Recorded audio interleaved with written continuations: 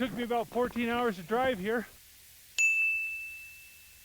It's about negative 10 degrees Fahrenheit out here with the sun shining and there's no wind, and it just feels wonderful. I've never explored this part of Alaska before, and I'm kind of excited to look around. I'm going to try to get on top of that ridge about 2.5 miles away, see what I can see. Whew. It is bright out here.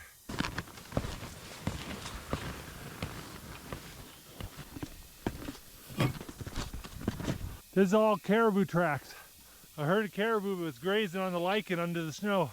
You look right there, there's a grazing patch, there's a grazing patch. Those tracks look kind of old, but I'm definitely going to keep an eye out for some caribou. I got my rifle with me. Oh man, tell you what, I'm starting to work up a sweat.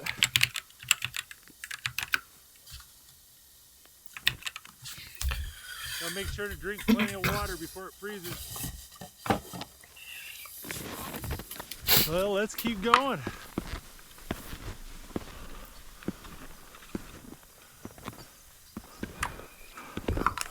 Oh, there's some fox tracks. Those are fresh tracks, less than 8 hours old.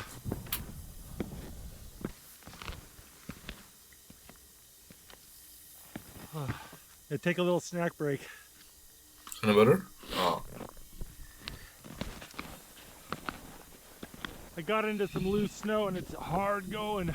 The condition of the snow changes a lot depending on what side of these little hills you're on. One side could be hard packed and icy, the other side could be very deep, full of powdery snow.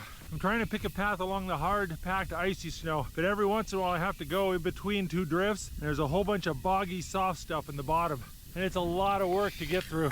My skis are just sinking way down.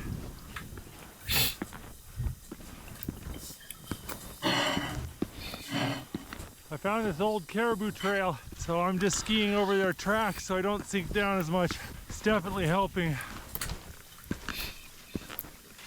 Well, I'm finally cresting the toe of this mountain and I can get a good view of the entire valley below me. I'm just going to poke my head over the edge and take a look with my binoculars.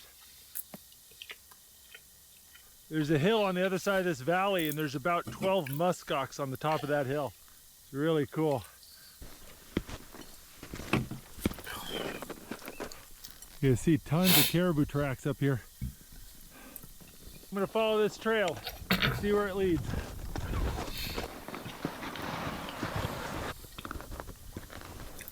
Normally the wind is howling here in the Arctic, and so the wind will strip the snow off of one side of the hills and dump it on the other. You can see here how there's all this bare rock and grass sticking out. When it's a nice day like today, the animals like to be on the side of the hill with very little snow because they can graze easier and find the grass. So that's where I'm going to be looking.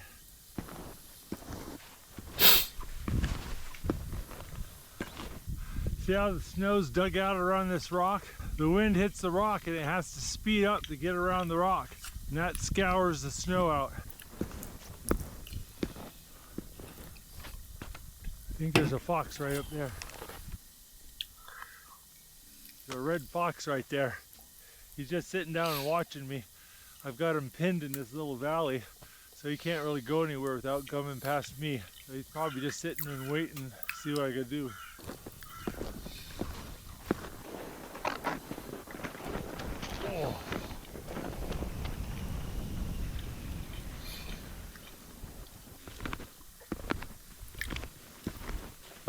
All right, I think this is where we're going to build my shelter for the night. Nice little valley.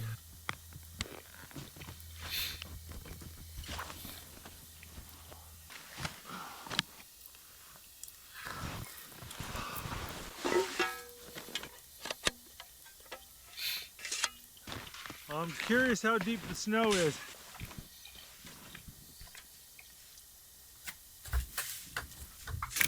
Why don't you just build on top of the snow? Or make it snow-cape? It's gonna be interesting. I was hoping for hard packed snow so I could build like an igloo type shelter, but instead I'm finding layers of corn snow. This is corn snow. It's just these big crystals. It's like sand. It just has no structural integrity. Sure, I gotta just keep digging and see what's down here. All right, I've dug down to the ground. So this is what we got. We got fluffy stuff down to about here, and then this is pretty good right in here. Corn snow, right here it gets hard again. We got a big layer of garbage in the middle, big layer of garbage on top. Well, I'm not sure exactly how this is gonna work out, but I don't have a tent in my pack, so I'm gonna build a shelter one way or another.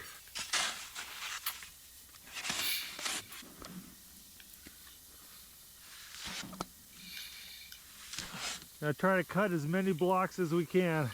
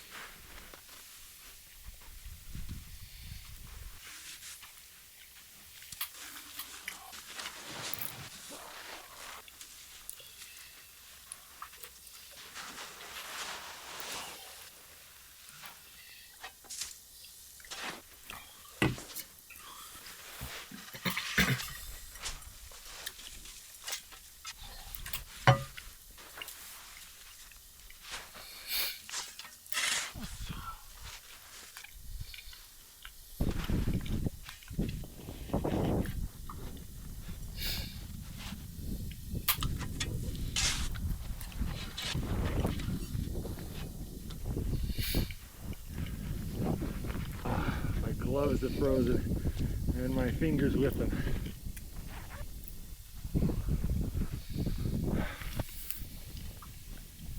I get my fingers working again. I do not like this snow. It is feeling super sketchy. I'm gonna try to cut a snow cave into this pile. We'll kind of go in a little bit and see how it goes.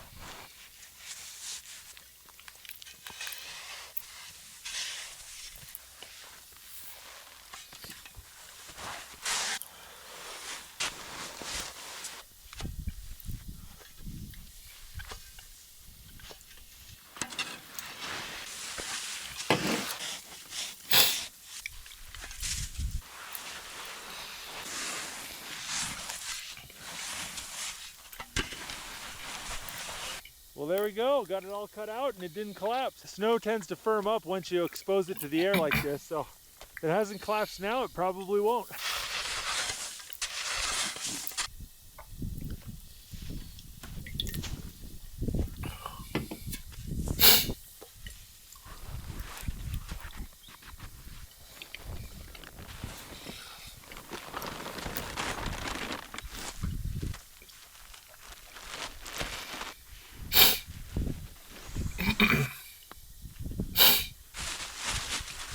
I'm a little gun shy about putting my sleeping pad straight on the ground. There's a lot of sticks and twigs poking up, and if one of them stabs my sleeping pad, I'm going to be in trouble. I've had to repair this before. It's not bulletproof, but this emergency bivvy works as a good little protector. I'm not working as hard as I was when I was digging and skiing. It's starting to get a little bit cold. I think I'm going to put my coat on. It is so pretty. It is so deceptively pretty.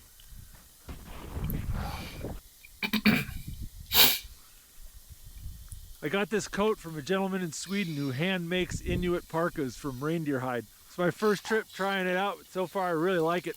All right, well, it's about 6 p.m. so I think it's time to make some dinner.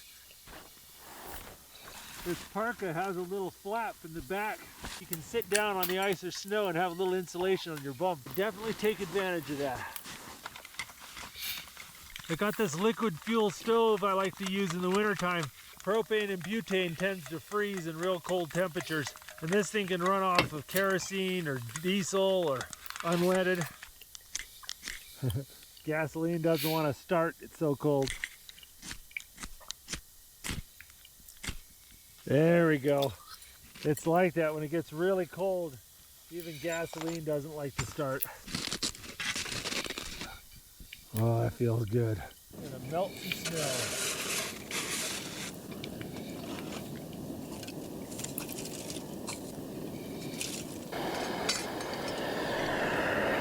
I need to melt about 2.5 liters of water. That's gonna take a lot of snow.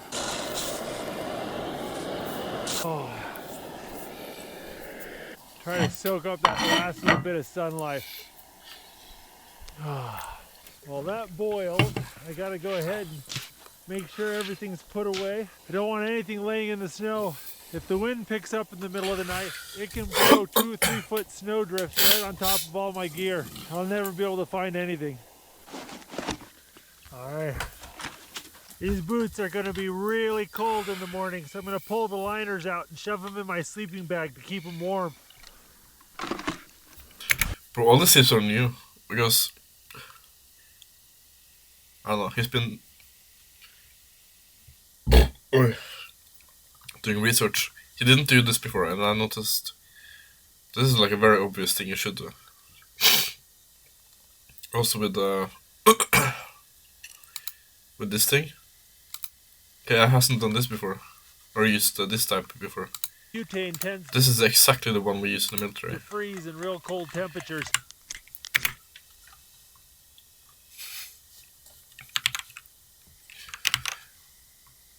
I don't know about this one though, but this is more or less the exact same thing we used.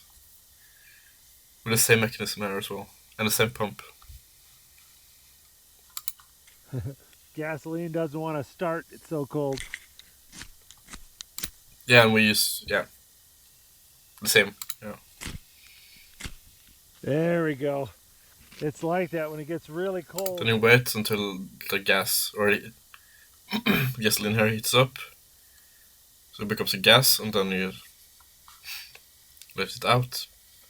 So you don't use a flame, you use this to heat up the gasoline here. To then continuously use the new heat from burning the gas that's coming through this as new fuel, yeah.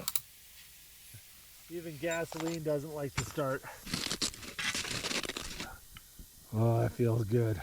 I'm gonna melt some snow.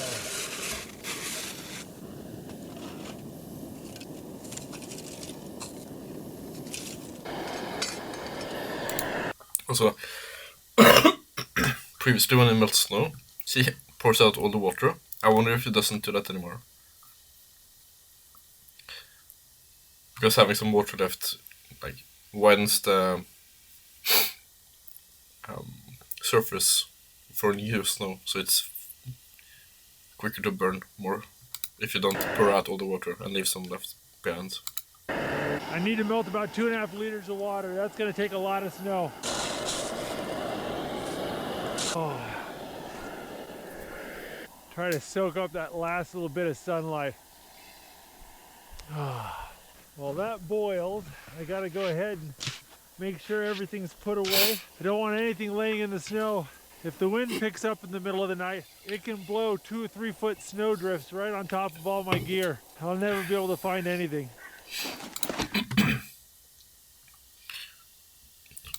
Cool, new tip. This is pretty obvious though, but he should, I guess it's fine at this temperature, but he should probably done it from the beginning. These boots are gonna be really cold in the morning.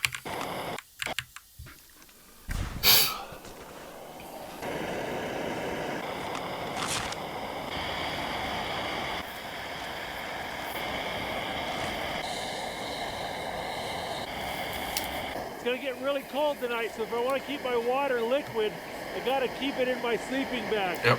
This 2-liter bottle will stay warm for... Also, one thing you don't realize, these are often going to freeze even still. So why this bottle is nice is because if it does freeze, it usually freezes around the cork. And when you have such a big cork, it's easy to poke out a hole. But if you have a small cork, you can't really poke out the hole. Then your bottle is pretty much fucked. Then I need to warm it up completely. I gotta keep it in my sleeping bag. This 2-liter bottle will stay warm for about 6 to 8 hours. Just make sure it's not leaking.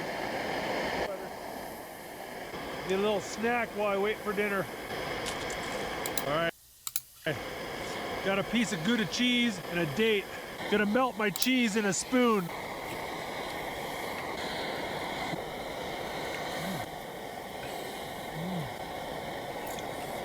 Oh, that is so good.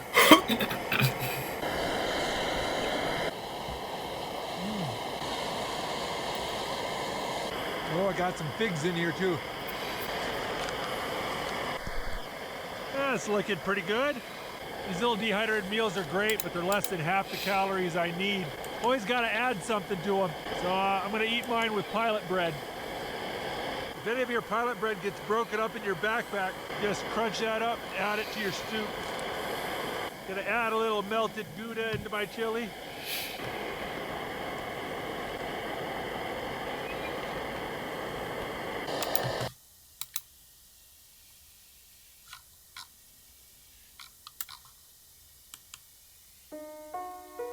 Welcome to Beyond the Embers. My name's Richard. Here we're going to be focusing on the great outdoors.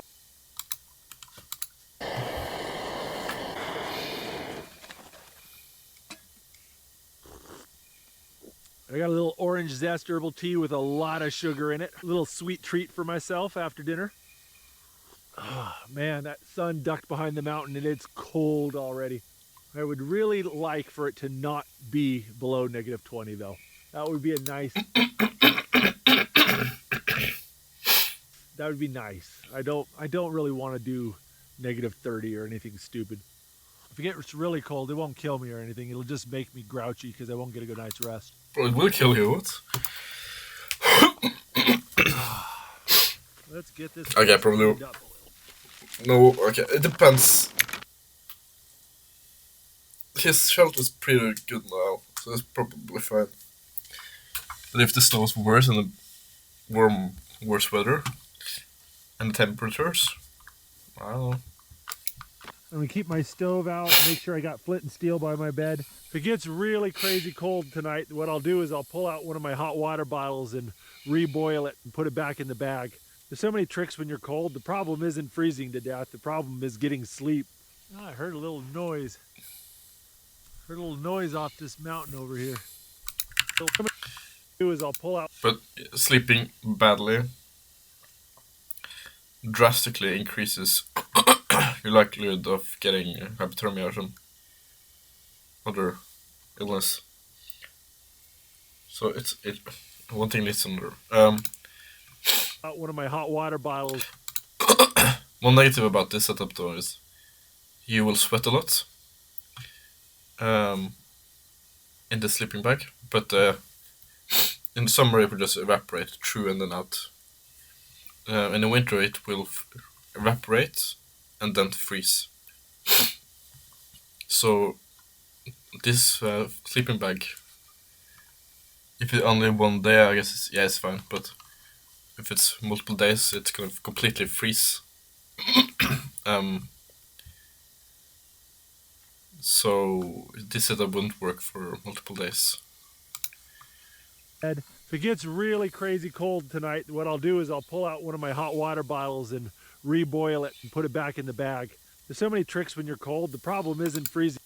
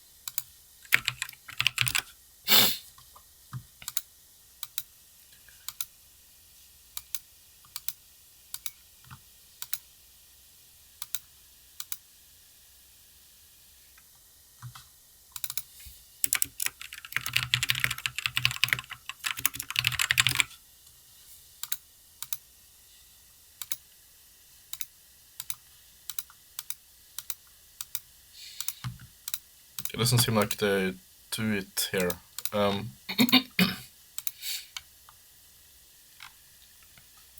Basically, you'll take 2 layers, you choose different sleeping bags and sleep in.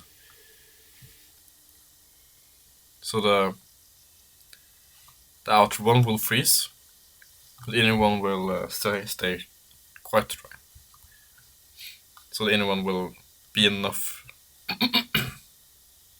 stay dry enough that you'll be fine for like a week at least. To death. The problem is getting sleep. Oh, I heard a little noise. You could also sort of dry freeze it, or like freeze dry, maybe it's called. Like after day 3 with the bottle sleeping bag, it's gonna be pretty frozen. Like it's frozen. Then you can hang it out to just air dry almost, and then scrape off the ice. That will improve it, but Heard a little noise off this mountain over here. Looks like there's 2 doll sheep up on those rocky outcrops on that mountain. You know, we got a little bit of sunlight left and got dinner in me. I think I might want to hop up on this hill and see what there is to see. also this is pretty stupid as well. I guess it's fine now, but when he was walking out and working, he's using the same clothes he's using now. So he was basically sweating in these clothes, and then he keeps them on, so they're wet underneath. So they're not really gonna help dry him that well and keep him warm. They could, yeah.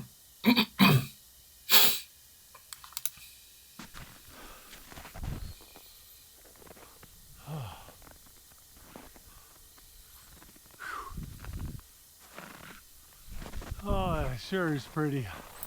It's so fucking stupid. Like in America, you learn all this cool stuff about guns and strategy and warfare, and all these different type of weapons and ammunition. I just learned how to live in the cold. Like what? Sit around and see what's going on in this valley. And it's so clear and the snow is so fresh, just if there's anything here, you're gonna see it. Dang, is that a ptarmigan? What are you doing out here? There is a ptarmigan just out in the middle of the snow. Out there, way out there. Give you an idea how far away he is, you can see my tracks. He is about twice as far as that hill, just right on the ridge, just right up there. They're almost always around a patch of willows, but this one's just sitting up on the ridge, probably half a mile away. But if I hurry, I can get over there and back before the sun sets. All right, I have to go get my skis on though. No, that's not word. No. All right.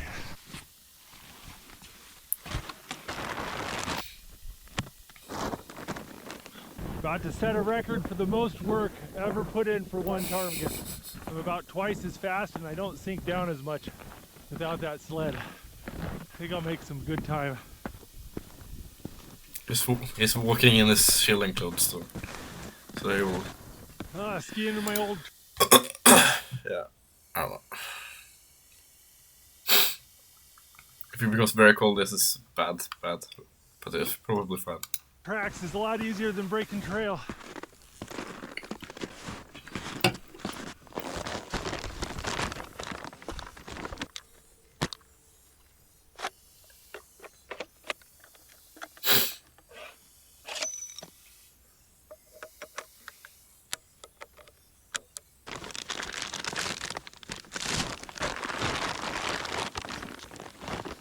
Ptarmigan was right on that ridge and he just went down into the valley and I don't think he's seen me yet. So I'm gonna go down, try to sneak right up to the edge of that ravine.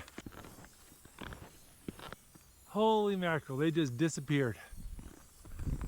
And I can't see them, I can't see any tracks, I can't see nothing. Oh, that's frustrating. What happens if you just follow these tracks though? Oh, I have no idea where that ptarmigan went.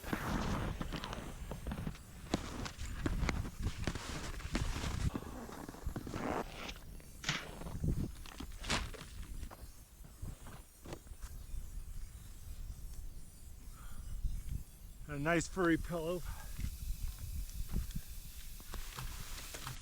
Well, it's about 10 o'clock. I think it's time to hit the sack.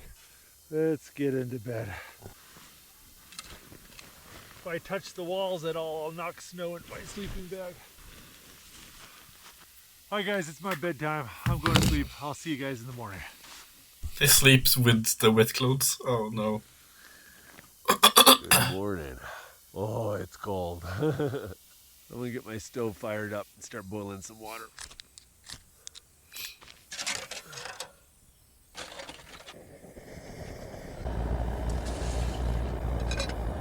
Gotta retreat back into my bag. Oh, he does double it. Oh, okay. That's cool.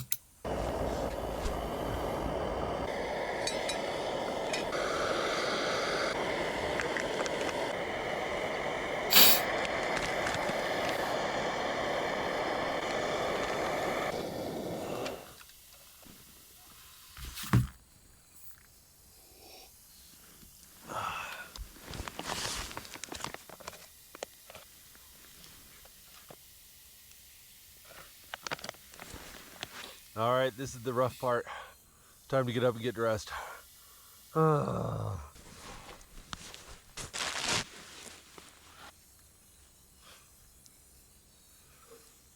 are all dry now.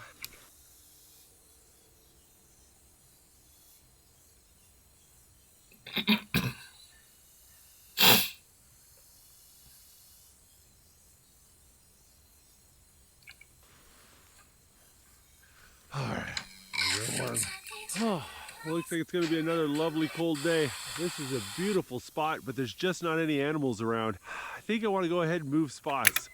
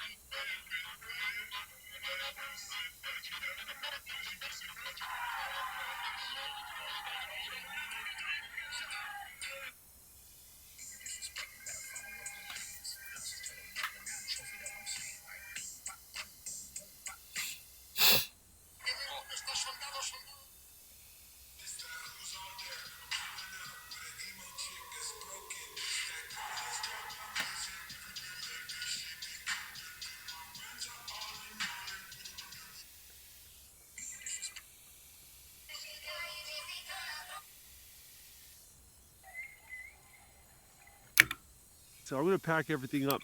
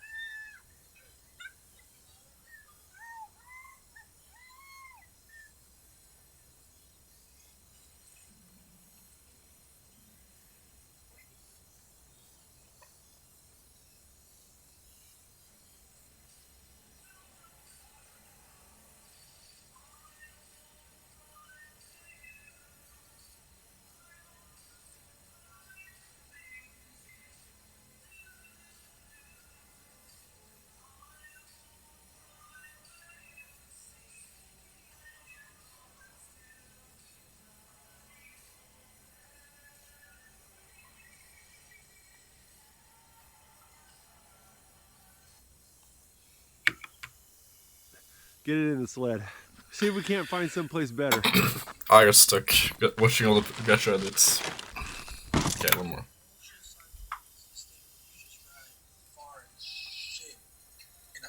I've never done it before, especially because the last time I read about it, there was a story about how 3 dudes were so stoked to find a porta potty on the side of the road so they could have something to sleep in. If you are clinically insane, this distance is for you. Now, gravel racing is not 1,000 miles, but it is like 100 to 200 miles. Just like who wants a whole 4.5 watts kilo for 10 hours? If your loved one is out where the money's low and insane, then gravel is for you. The next shortest one is road racing. If you like the whole 400 watts and then 500 watts and then sprint like 1,000 watts. Basically, if you are insane, this pickup road racing. Now, if you don't want to hit that kind of power for like 4 hours, well, then you can do track and enduro, which is a who can go the most stupid for 15K. Yeah, these guys are insane. Now, if you're starting to see a pattern, I'd be like, Riley, I'm more of a hitting and quitting type of thing. Track sprinting. Now, sprinting is a bit of a misnomer because you're not really sprinting. You're just going as hard as you can before and you just go out. So, I'm always aware of it. So,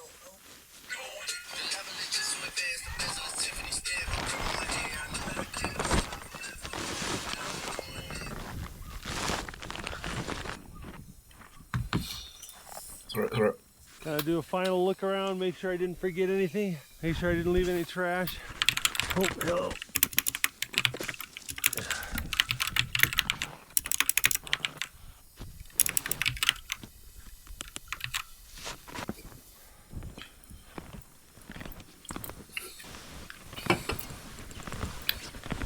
Now I'm gonna try something out. These are traditional Inuit snow goggles. On a sunny day like today, out in the snow, your eyeballs can get sunburned. It's really painful and it can make you go temporarily blind. It's called snow blindness. And so the Inuits would make these snow goggles to protect themselves. It's just a piece of bone with slits in it. Always wanted to try them out and see how they do. They're actually a bit more comfortable than they look. The cool part though is that you've got a great field of view down. If you're looking down at your feet or doing something with your hands, you can see it clearly. But if you're looking out over the horizon where the sun is, you got the protection. My biggest problem is I need a prescription pair. It's gonna be hard to see ptarmigan without my glasses. Yeah, there we go.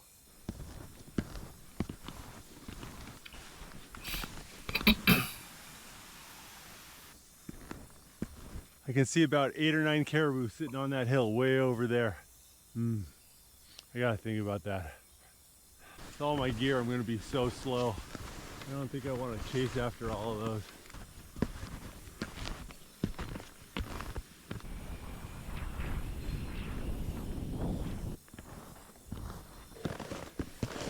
Oh, it's good to see the car.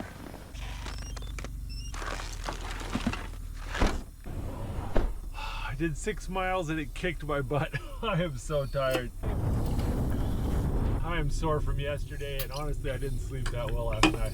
It's probably a real good thing I didn't go after those caribou I saw. That would have been an additional 4 miles of skiing. Oh, but this adventure isn't over. I still want to go explore a few areas. Pulling into Coldfoot, Alaska to get some food and gas.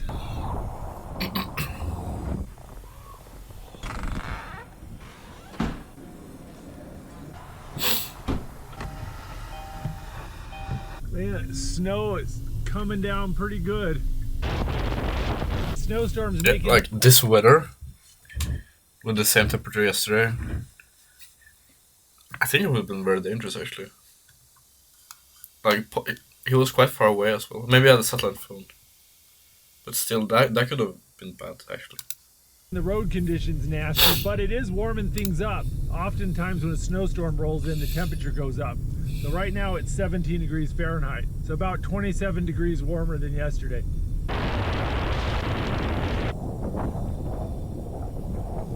All right guys, this is the road to Bettles, Alaska. It's a 26-mile ice road. It's only open for about a month each winter, and it's made out of ice. Check it out. Yo. This is my first time on this road, so this is gonna be a little bit of an adventure.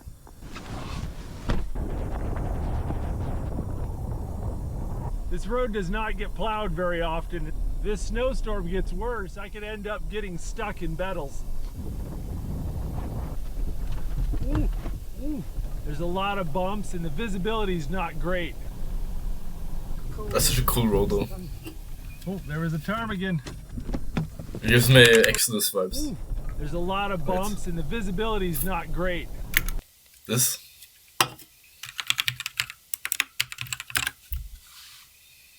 No. No, wait, what?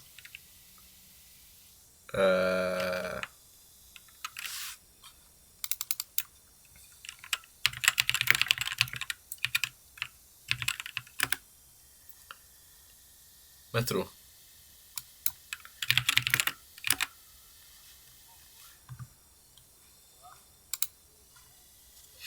Yeah? Which one was it, like game 3?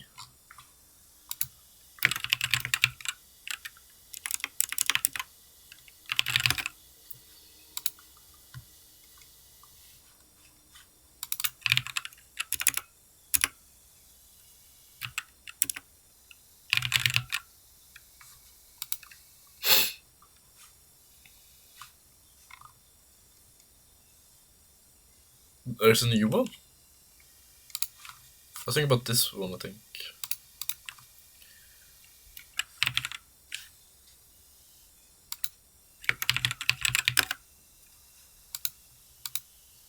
No, this is the first one. Damn, this is nostalgic now.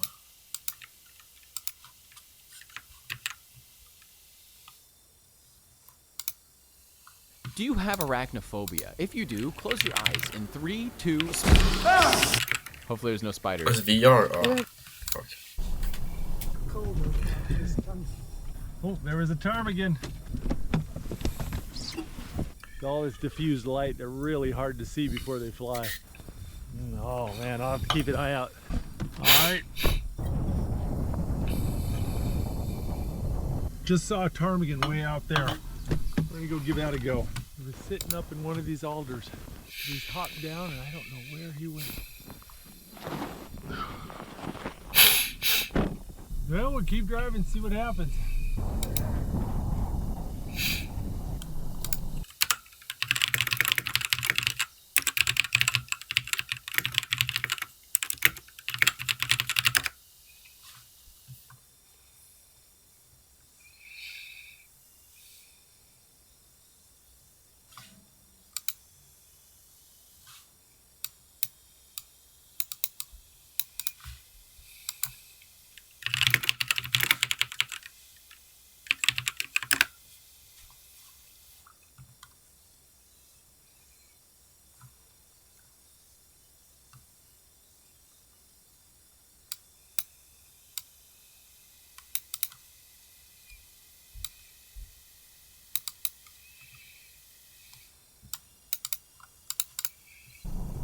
There's the post office. Fire department.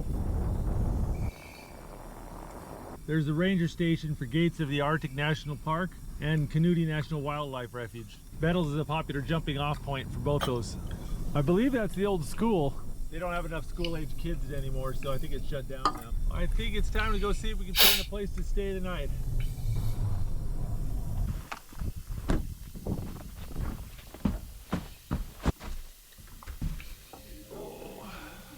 It gets in your blood.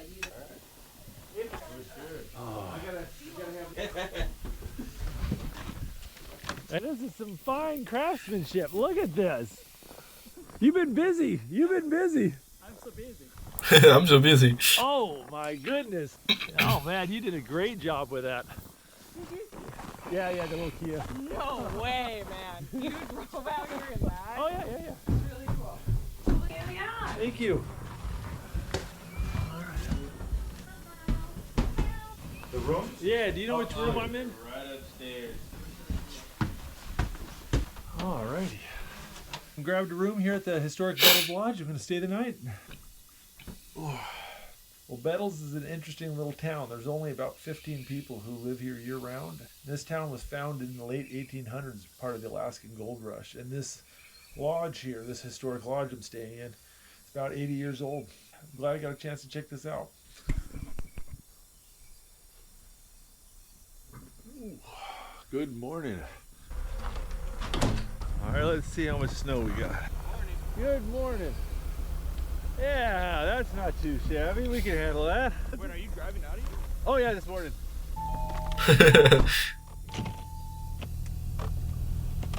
Oh, wipers are frozen.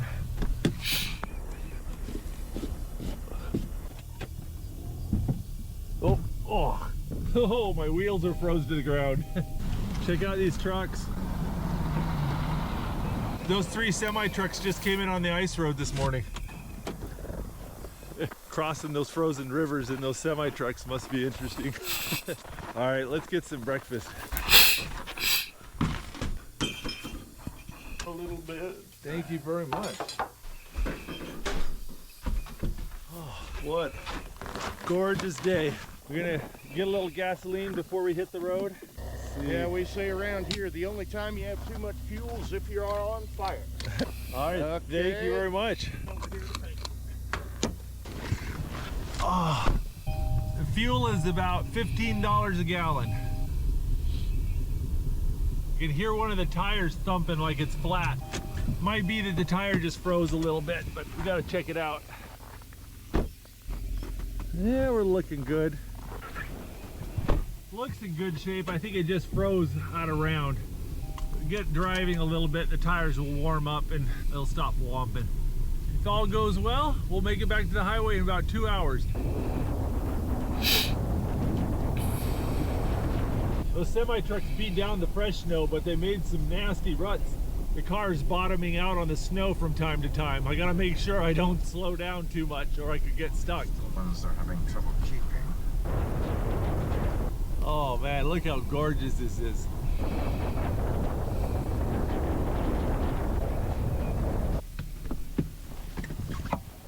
Look at that. There's a marten.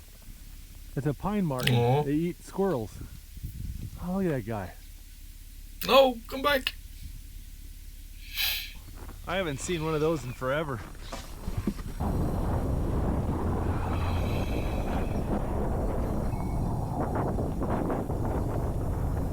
Driving on dirt again. Whole bunch of ptarmigan.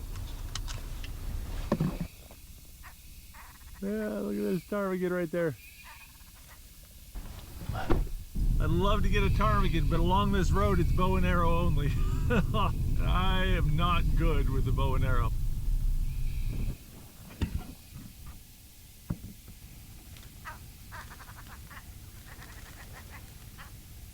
What are these arrows? What? It's a little too skittish. A lot of...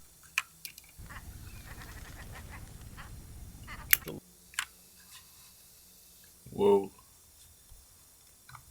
Little too skittish. A lot of ptarmigan along this road. I'll get another shot. The reason why there's so many ptarmigan along this road is because of the gravel. They need to eat gravel and have it in their crop to digest their food. So early in the morning, the ptarmigan fly down to the road to eat gravel, and there's just hundreds of them along the road. But you can only hunt them with bows and arrows. I'm gonna need a stupid ptarmigan and a little bit of luck.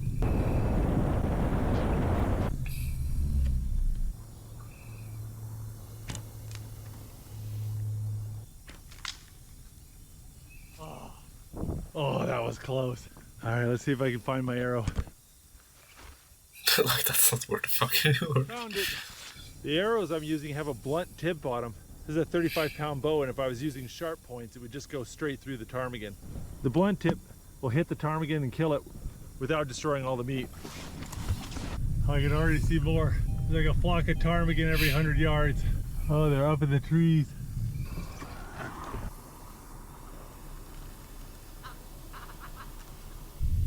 Those ones are a little too skittish. Well, that one's super chill.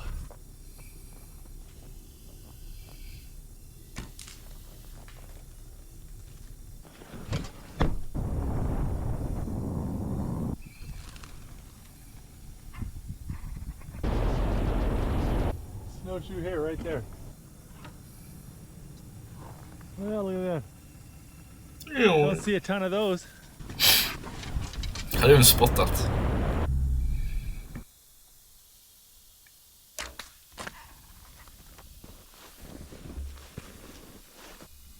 See the wing prints right there? See where they flew off? Oh, I stink at this, but it sure is fun.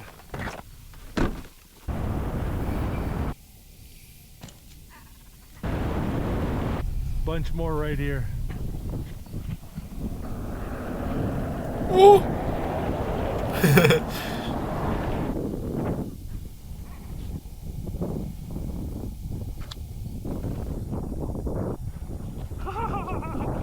know what they say, even a blind pig can find an acorn every once in a while.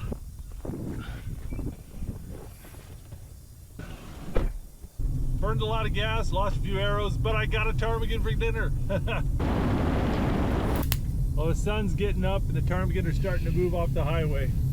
I'm seeing fewer of them. I'm gonna gut my ptarmigan real quick.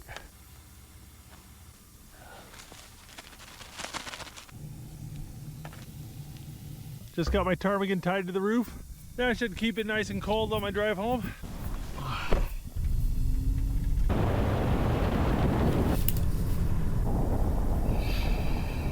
That's the Trans-Alaska Pipeline. It takes oil from Prudhoe Bay on the shores of the Arctic Ocean all the way to Valdez on the shores of the Pacific Ocean.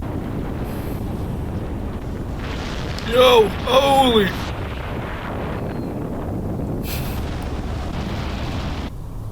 Oh, made it to Fairbanks. This is Fairbanks, the second largest city in Alaska. It's got about 45,000 people who live here. I finished 8 hours of driving, got 6 more to go. The second largest city in Alaska. This is bigger than like, it would be like fifth biggest city in Norway, I think.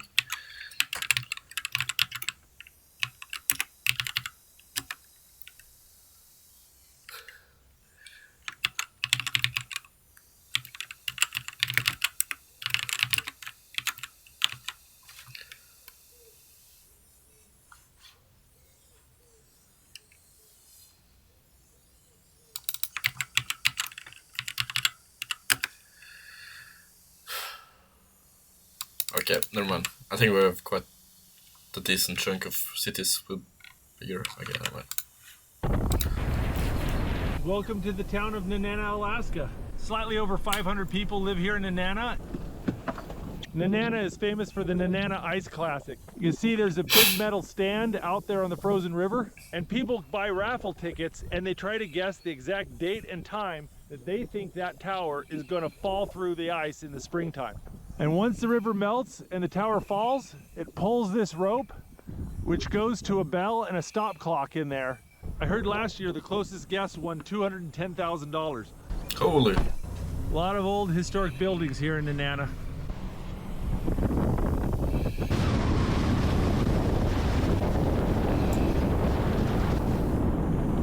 I'm driving through Denali National Park.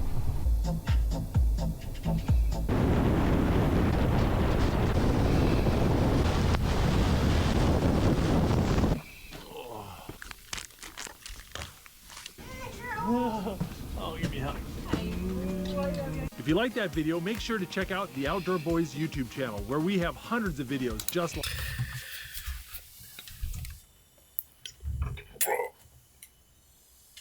By far the best YouTuber on the planet. Is that Eden? No, what? No.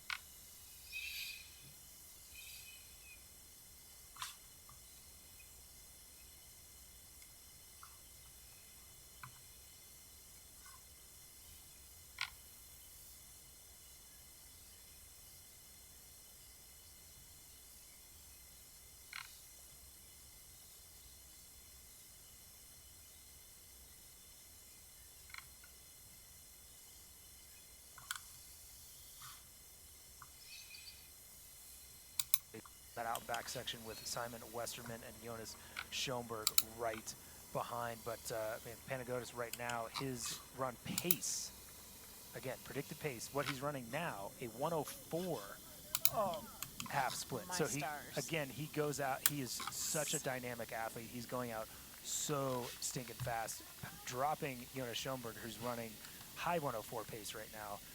compared to Rico Bogan's 110 pace. I mean, that's the crazy thing to me is that, you know, when we think back to Rico Bogan and Lochte, he looks so much sharper and stronger and form just great, turnover great, posture great. He looks great and he is being chased down. It's unbelievable. Dude, and just imagine if you're the dude running 110 pace and they're like, you lost a minute. He's like, what? He's like, what? What was that? Excuse me? Yeah. What am I supposed It just keeps coming after you, like a monster in a bad dream.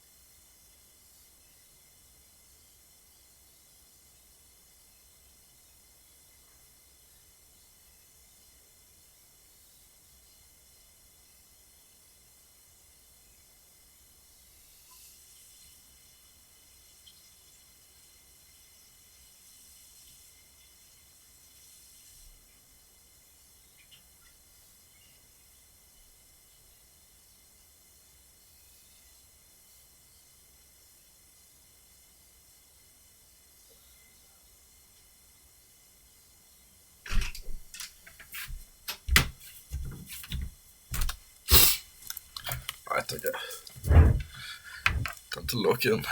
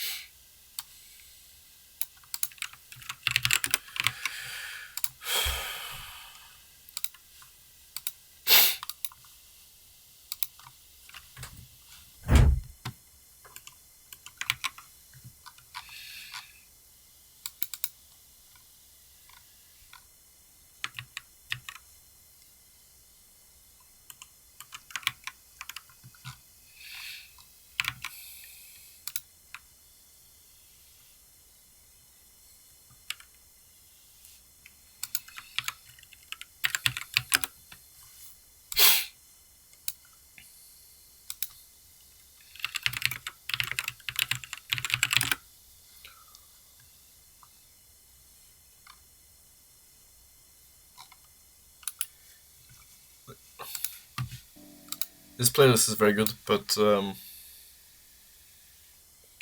do get copyright warnings from it. That's fine. Cool.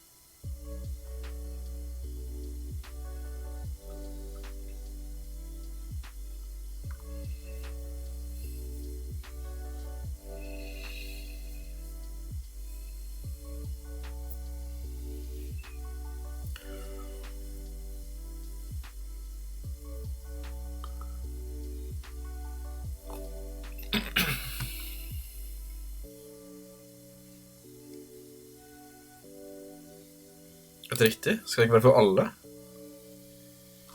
ChatGPT-button. Oh.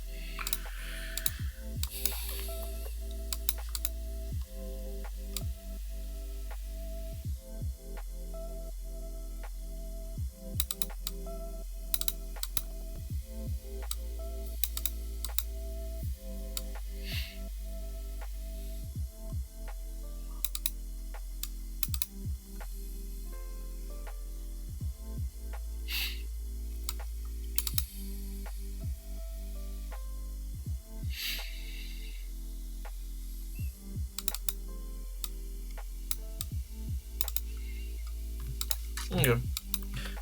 I also thought this was like it converges to. I guess that's the same thing. So basically, if you multiply this over and over, the 0 here is stuck, right? Wait, why is it that?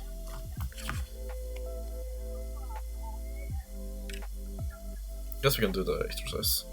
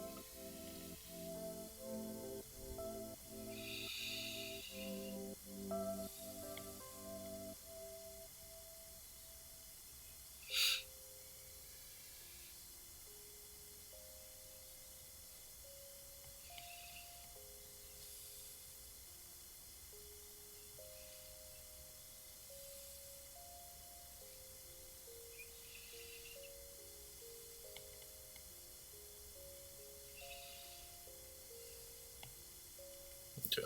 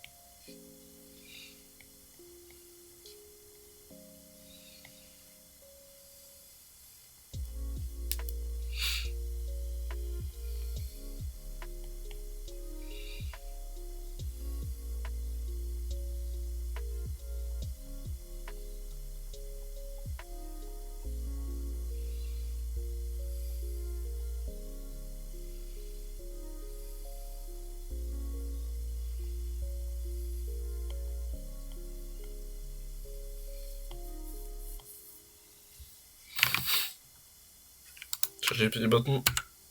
Holy.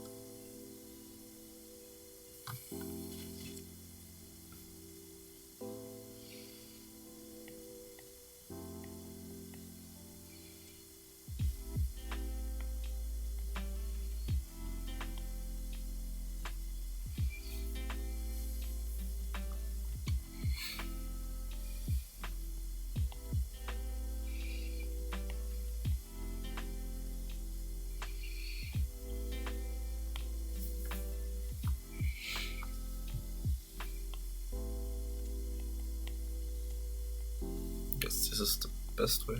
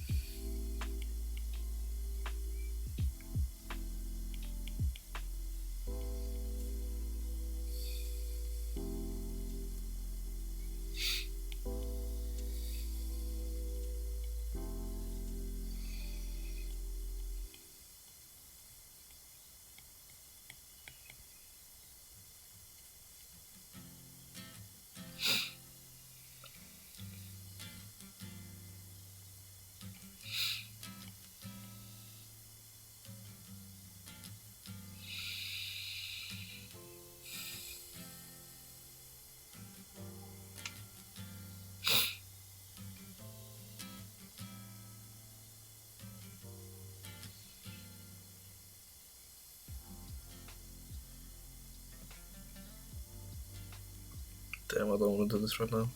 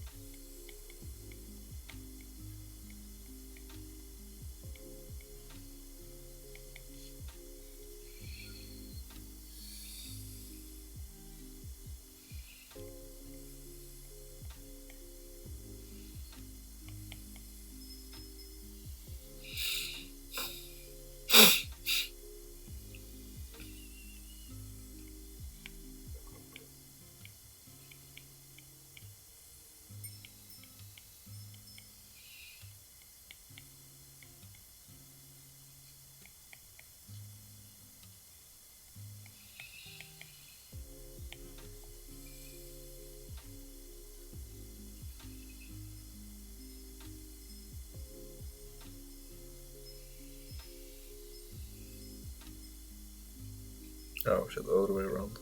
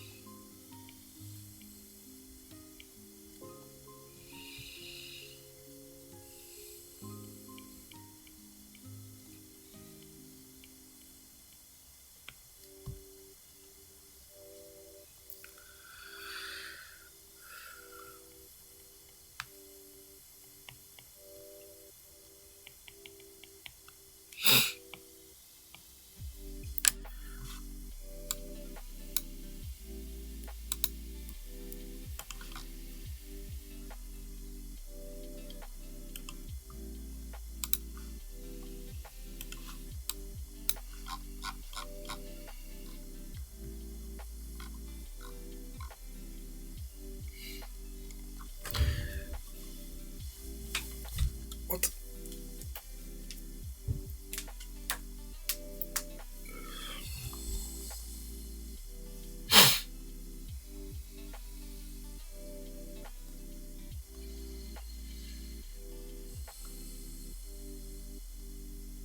It's always a gas you're done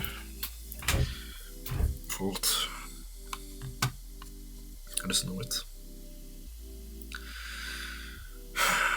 I don't fucking care actually. Holy shit. This is basically 1/3 for some reason. There's misreads to begin with.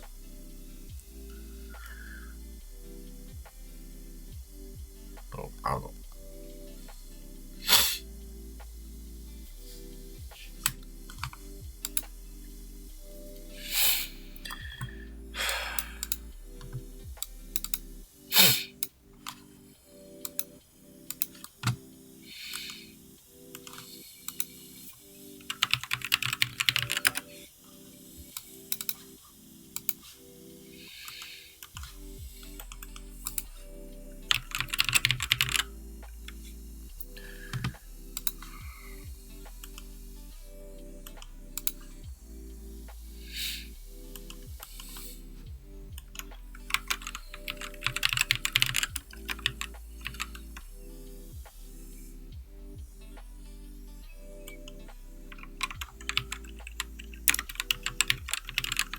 Wait, didn't have subspaces before.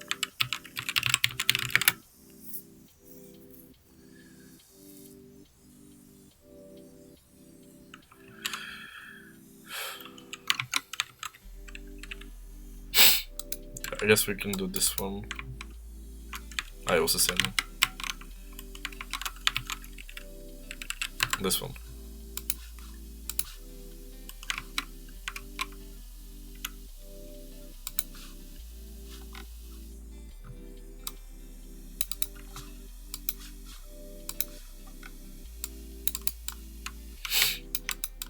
You can almost guarantee that this will be an exam. Probably with vectors now, I guess. I don't know. Also, show linear transformation is also tricky. I worked on this for such a long time, holy fuck.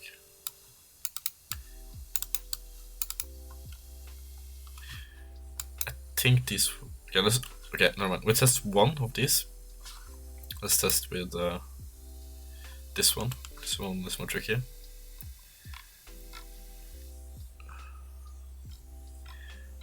Like the 3 first ones are always the same-ish. Like you can do them by just regular work. Maybe this one as well. the 4 first ones. But all the last exercises are like proof exercises. And you need to be like novel and smart to do them. Which I'm not, so I can't do them.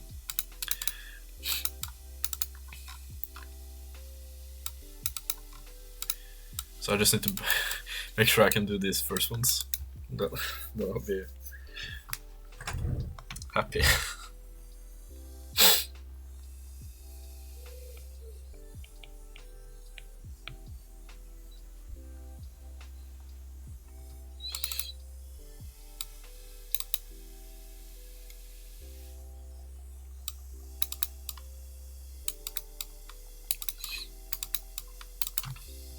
I think we can go like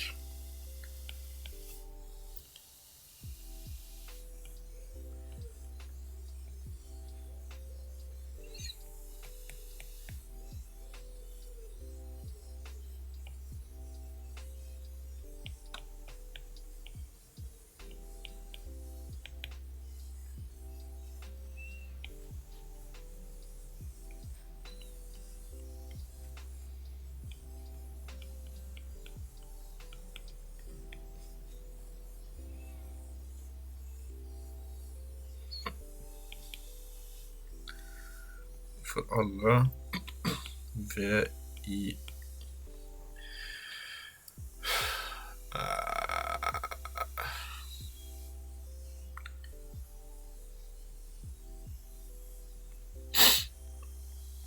för alla matriser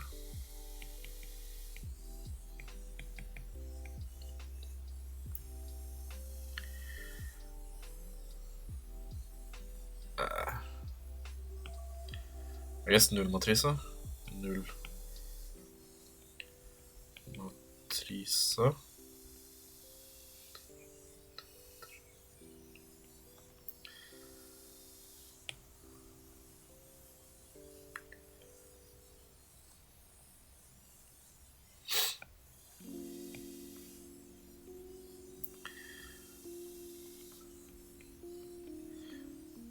Slik at for alle 0 i J er lik 0.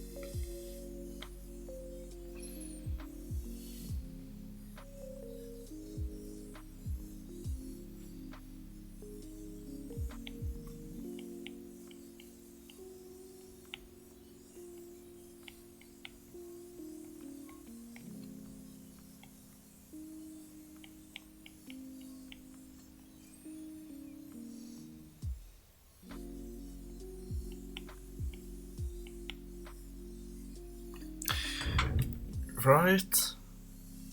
Take a matrix and then you double, and you basically want to prove that this here is equal to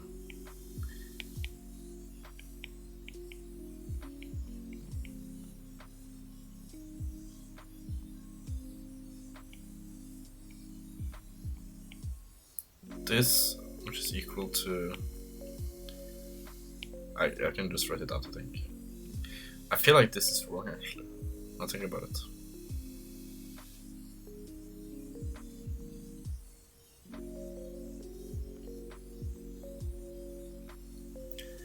This is at least equal to this. Oh.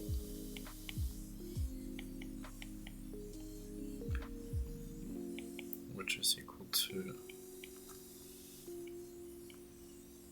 this. Which is equal to this.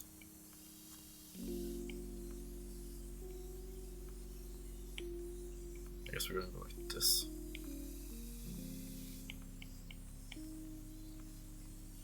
Oh, is that allowed? I think that's allowed. I think this is allowed though.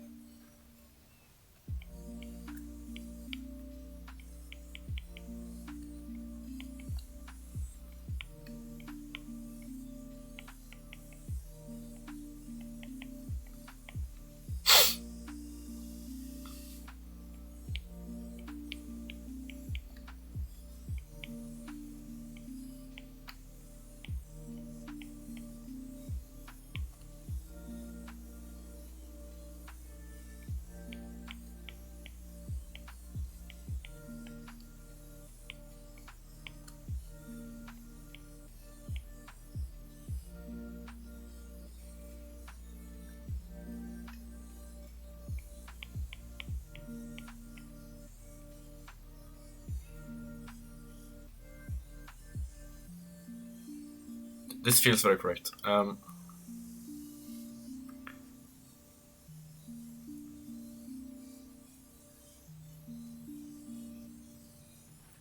the basis for you. What the fuck?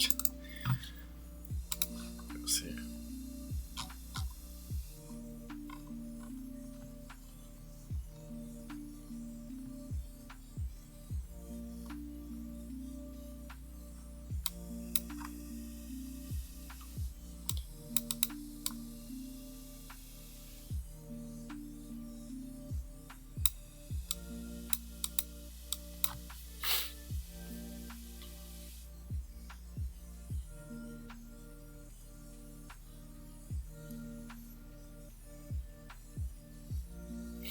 Bro, this shit never fucking stops. Wait, what? ChatGPT button. Holy.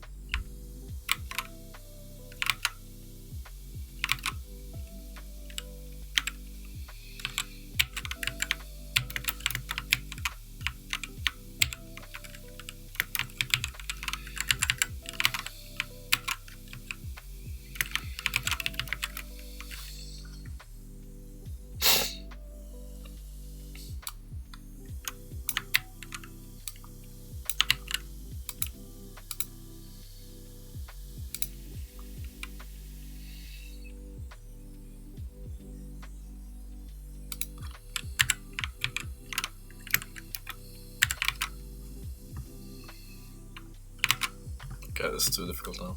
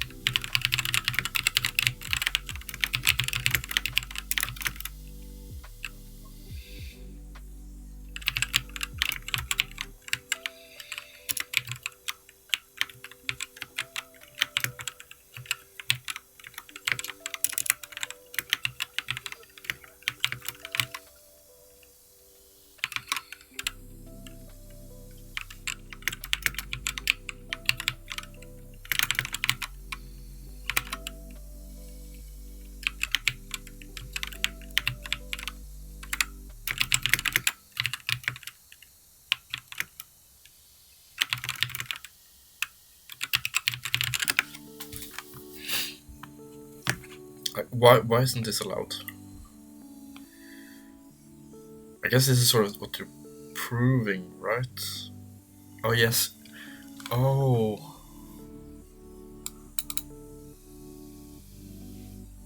This is wrong.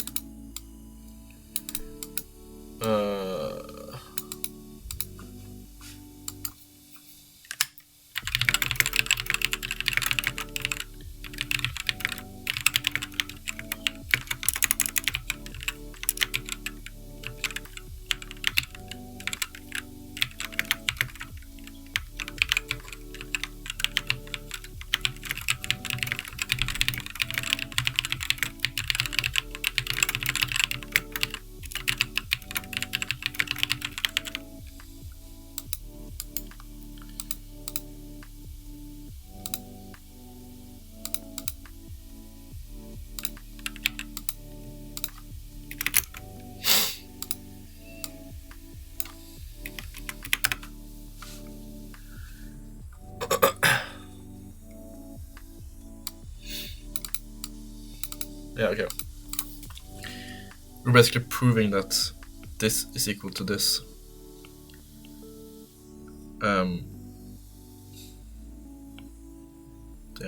I don't want to make that mistake.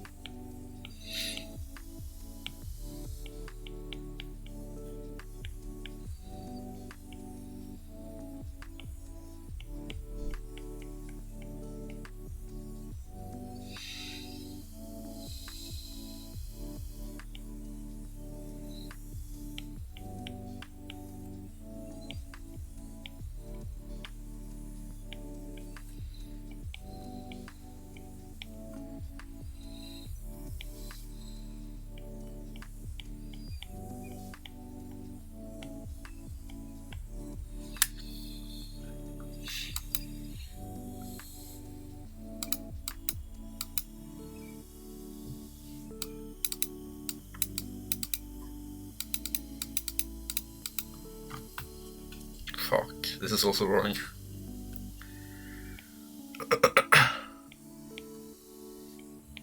You have to write this for it to be correct, actually.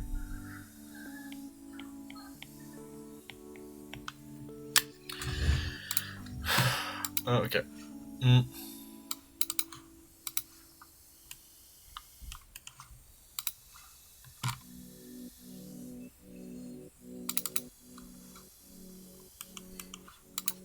Let's do this one, since I think I need to work on this.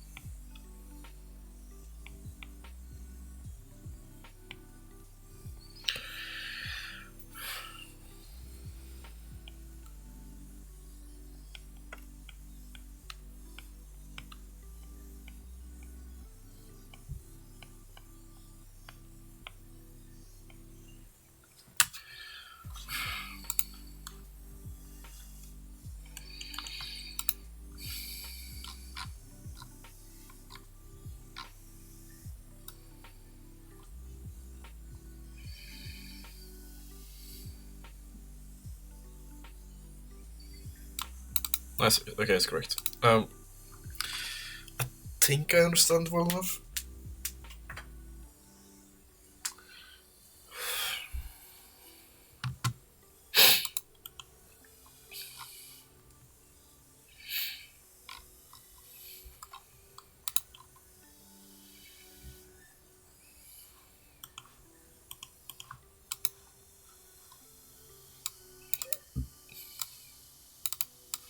I know this one.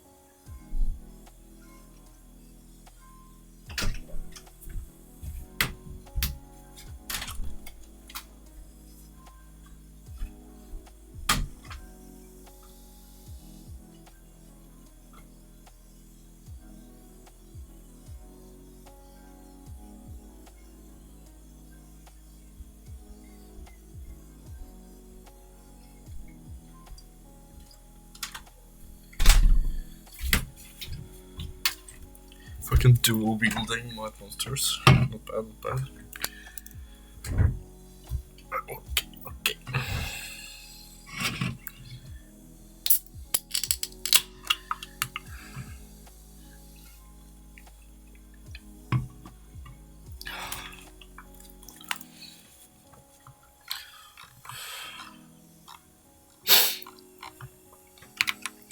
Well, we can do some crumbing.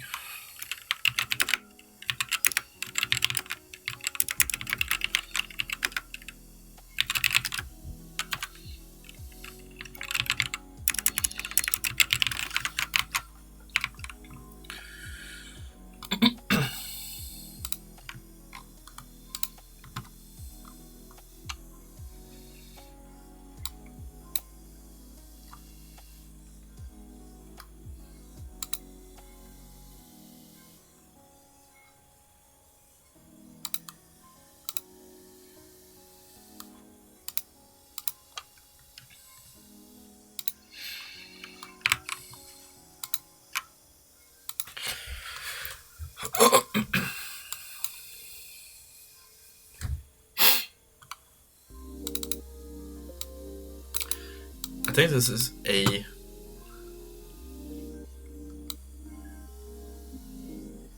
times B is equal to B times A? No?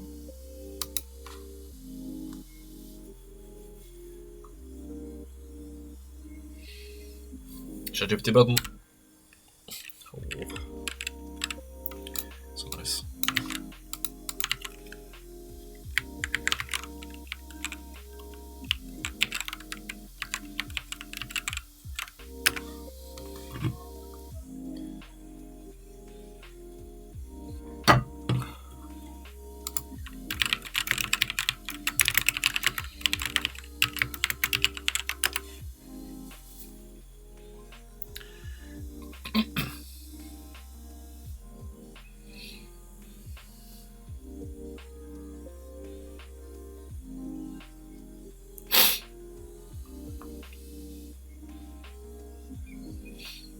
Okay, I was very wrong.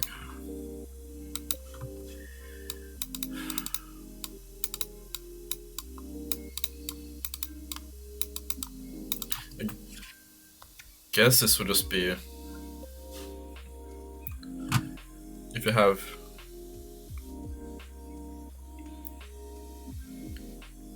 I guess a space in some other space.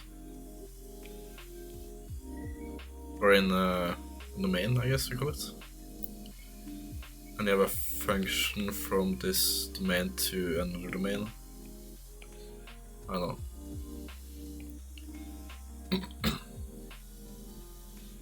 Then the solution space is just basically f of v. Or basically I guess you can call. I guess we call this V, which is in R2.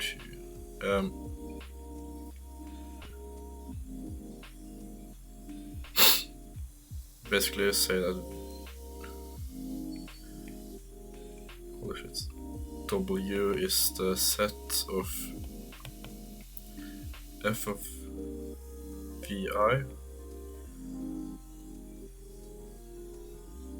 No. You do. You say that v I in v.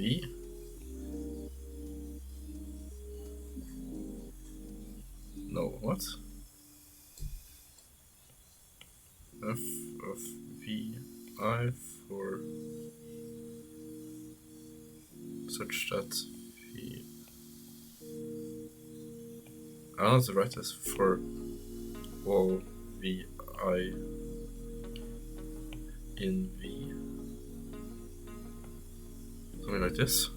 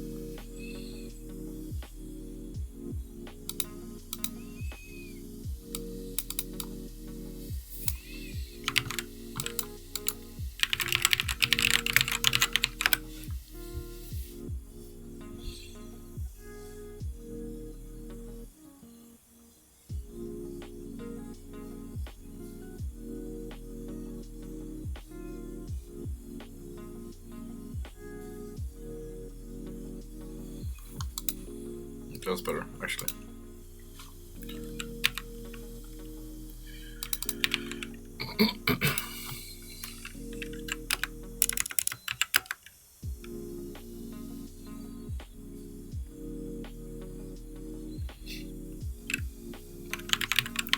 Okay, I guess we go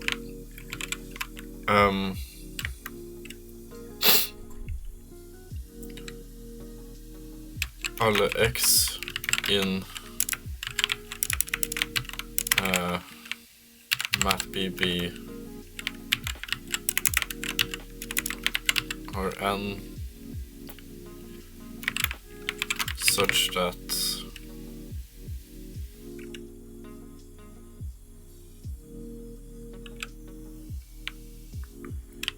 ax equals b.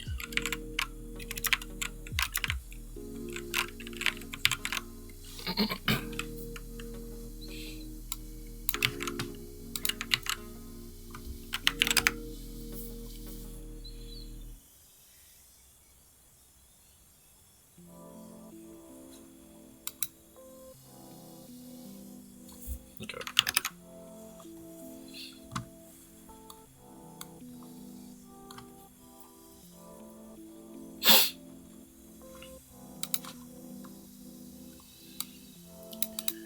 When is a matrix diagonal?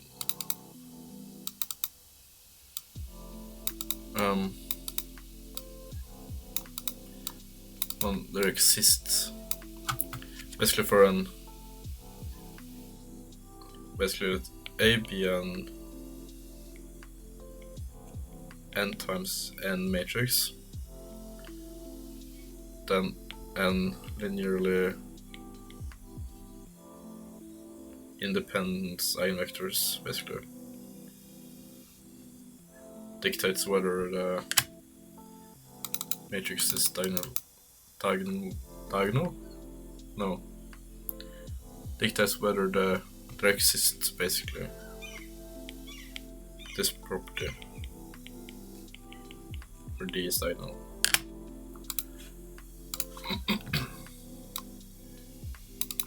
Cool. Self-adjugate. This is basically the inner product is equal to the opposite. So if you have two vectors uv in some space, I guess,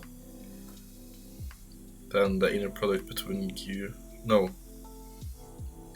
and you have a function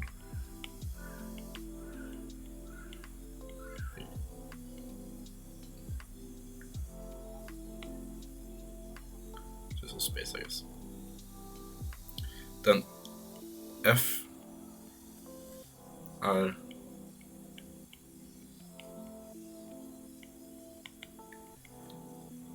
if and only if the inner product of f of u with v vector is equal to the inner product of u vector with f of the v vector. I think this is a necessity. Wait, there might actually be something that states that u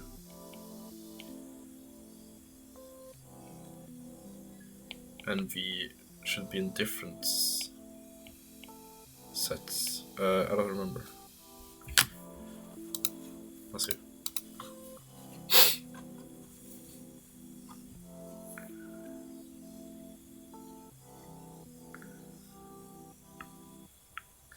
Okay, so u and v should be in the same space. And this also.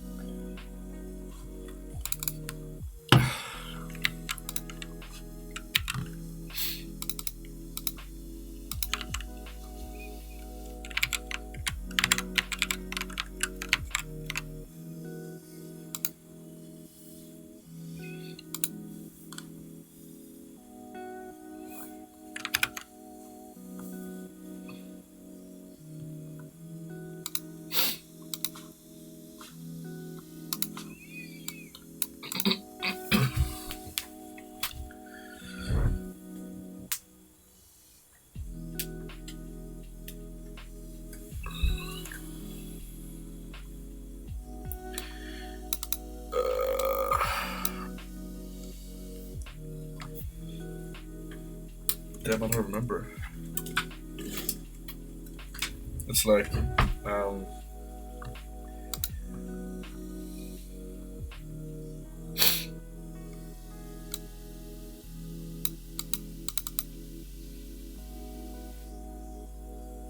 oh, was this there exists basically?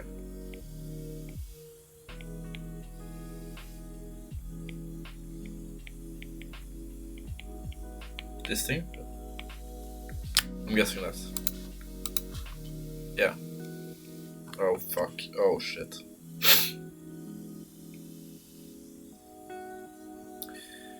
Uh.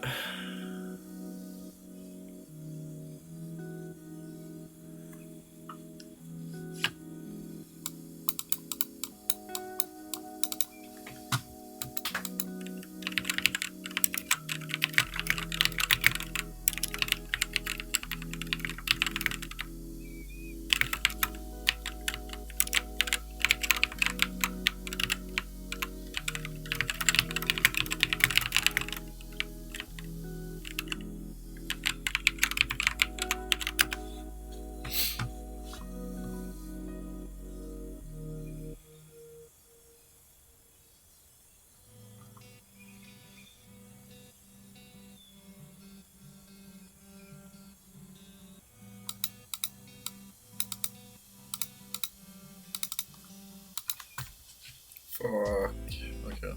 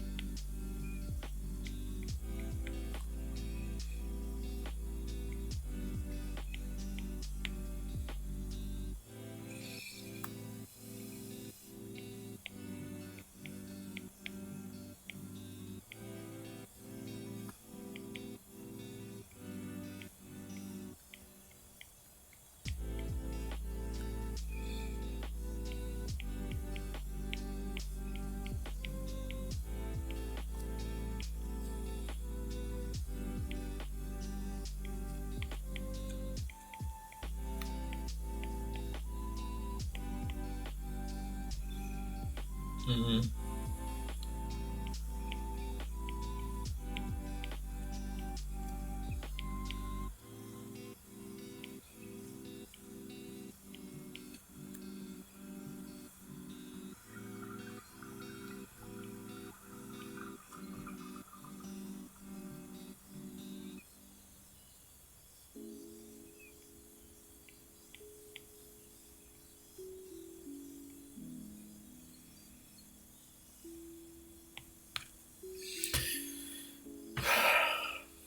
Mm. Yes.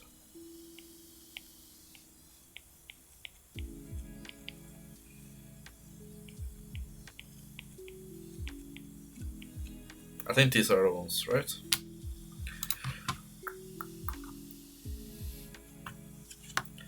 basically a vector space V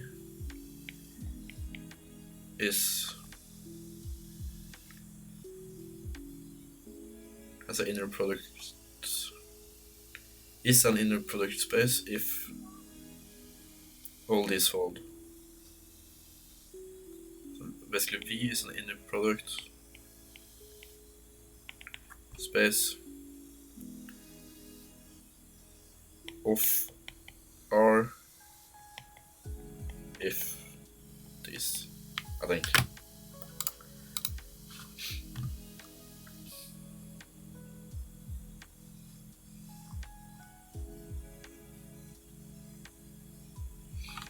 I guess that's fine as well. Basically, an inner product is a number.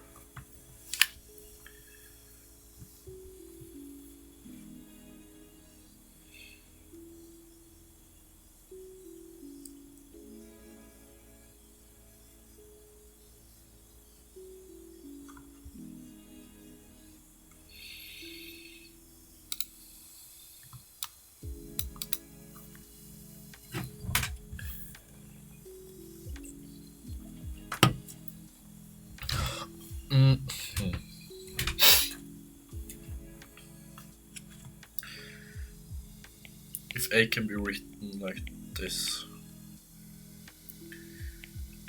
så är A similar med B.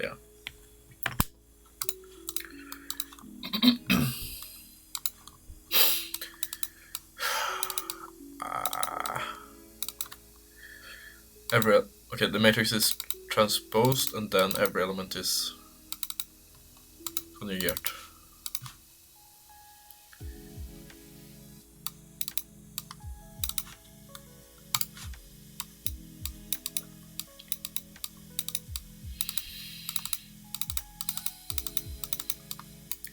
It's like a probability matrix where every column is the sum of every column is 1.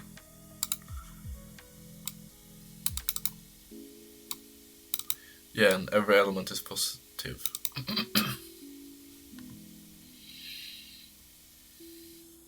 Yeah. But bijective is basically when every element from one set maps directly onto every element in another set. A 1-to-1 map. 1-to-1, yes.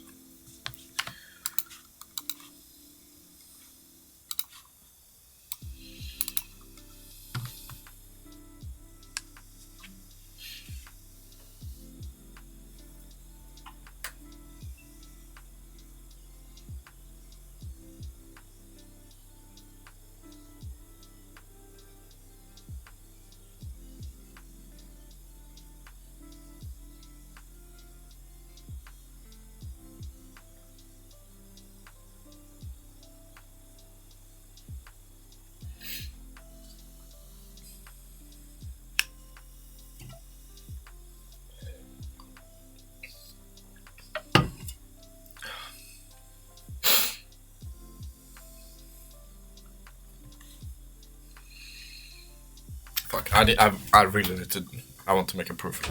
I have thought about something for a long time.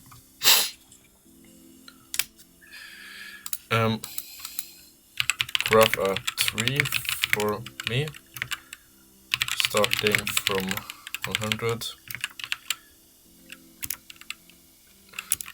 where meant node spanning out is half the first one. So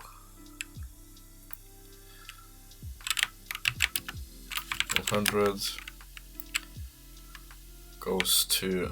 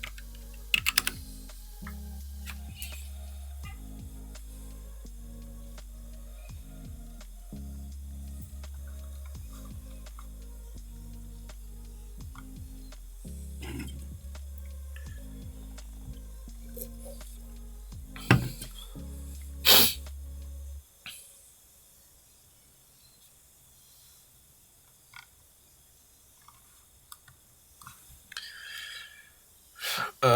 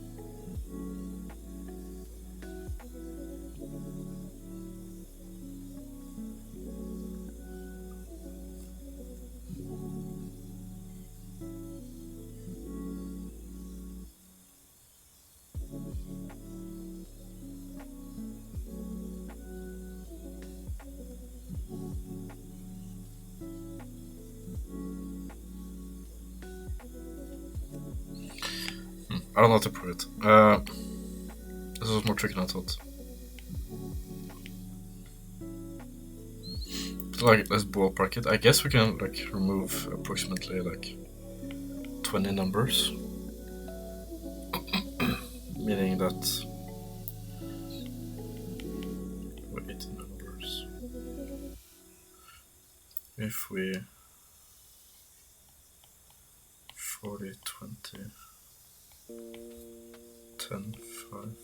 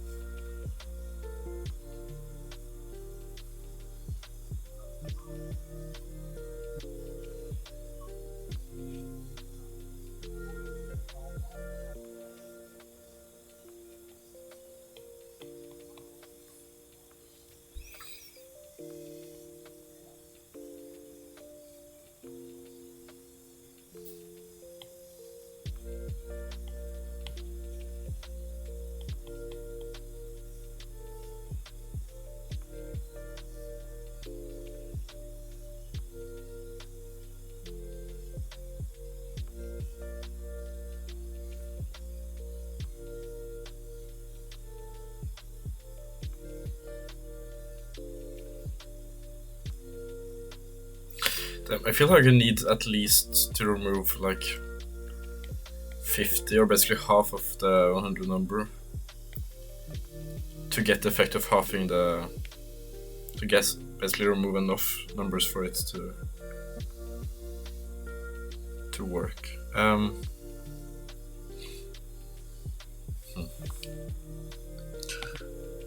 Maybe there's some other game theory I can use. I haven't thought about it yet. Okay, what is the kernel of a function? I think it's basically defined as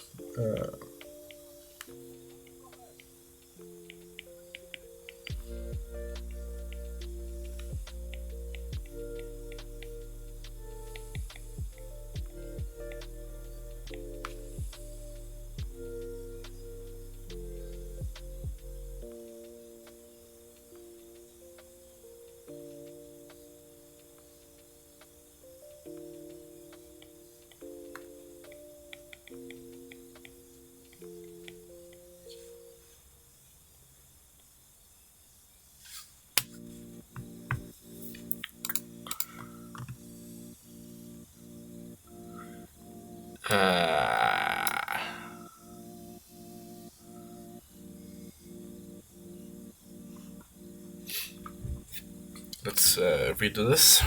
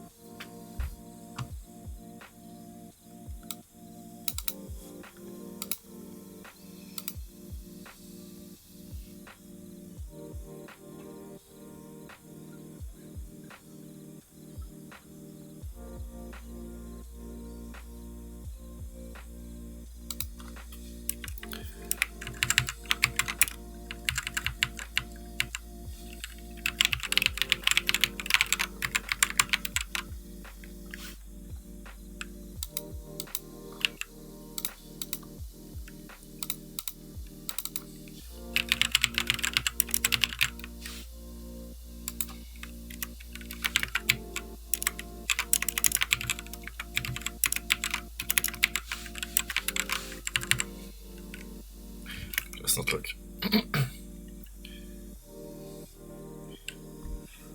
The kernel is a set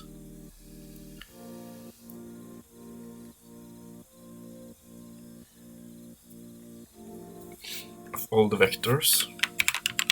I guess I'll do over on X in V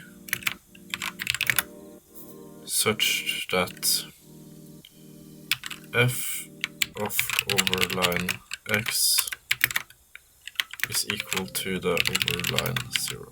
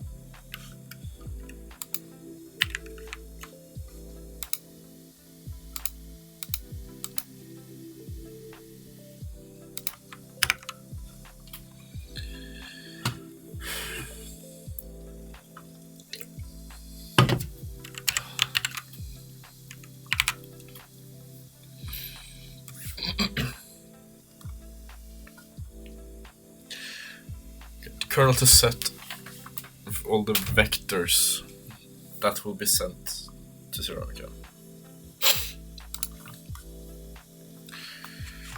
Solution space.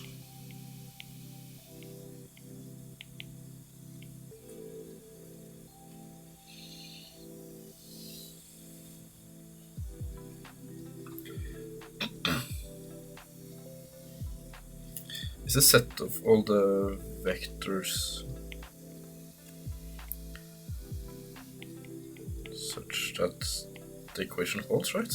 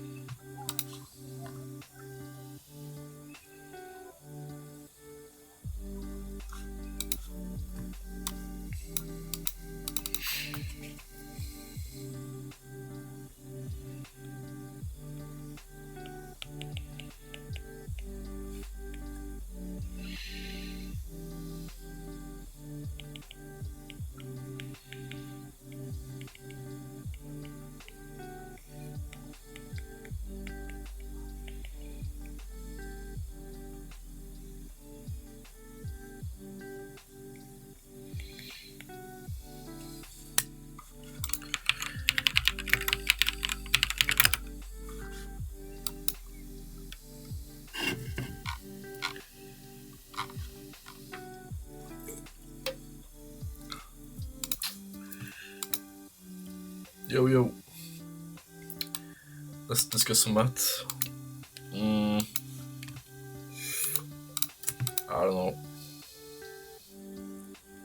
I'm kind of busy.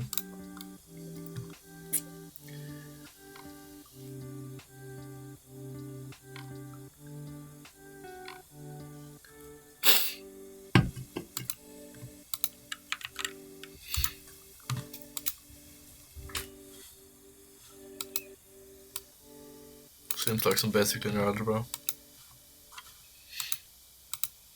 Yeah, I guess for some people, maybe. I think it's difficult.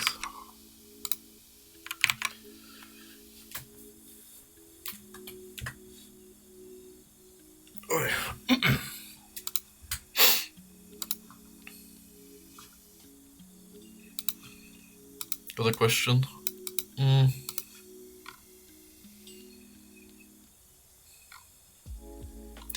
Yes, actually, for proofs, when I get stuck or when I have no idea what to do, how do you get unstuck?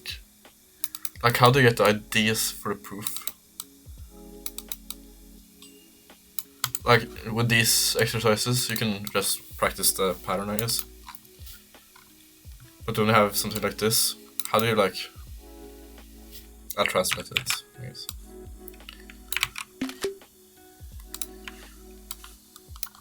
Translate and type in vertex.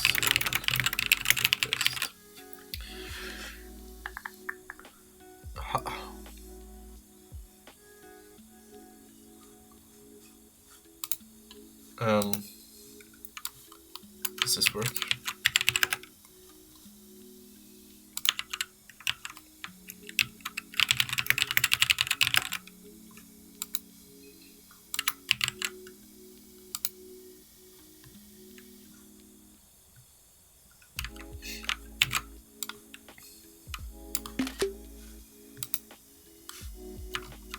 Can I zoom in?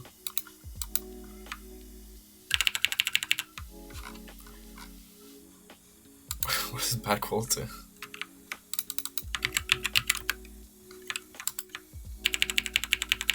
Okay.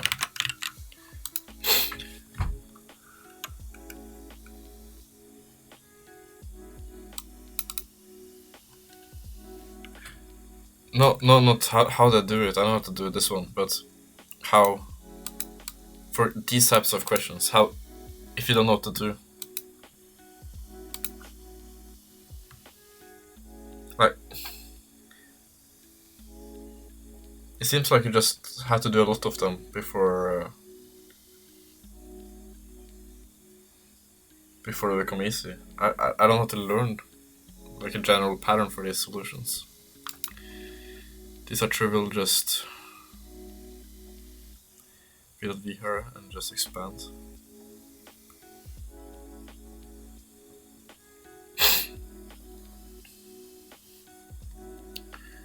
Okay, wait, let's see here.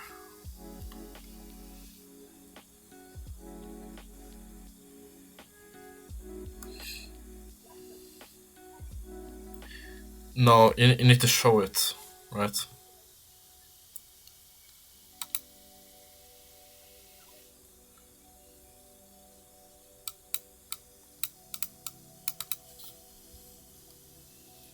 Well, I need to think. This stuff comes really intuitive to me. Since you can't do this, I think.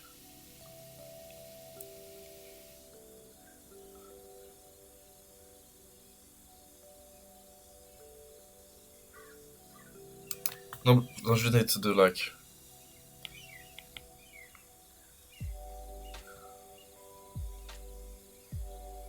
The zero vector can be written as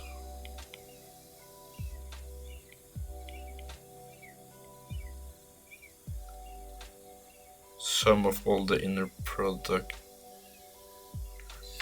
I don't remember the proof. I'll show you that. Wait. This was 5.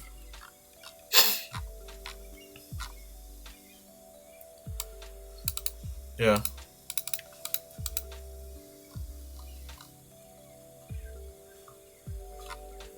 Wait. Oh, it wasn't too bad. Okay, never mind.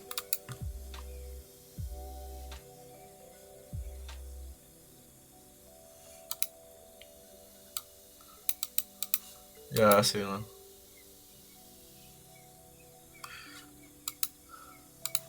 Okay, that wasn't too bad actually, never mind. Wait, let's see if I can find a different one.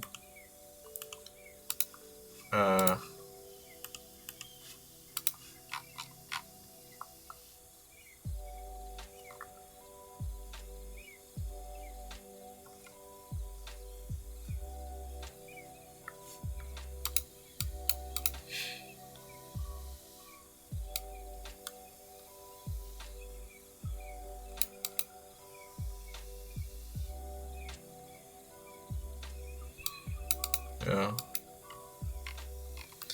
I don't know. The subject is very unintuitive for me. It doesn't come easy. There's so many new concepts, I guess.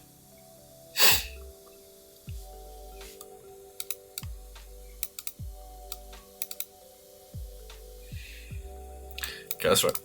It's a more challenging problem. Show that. Okay. AV cross a W. I guess these are vectors, right? Is equal to that.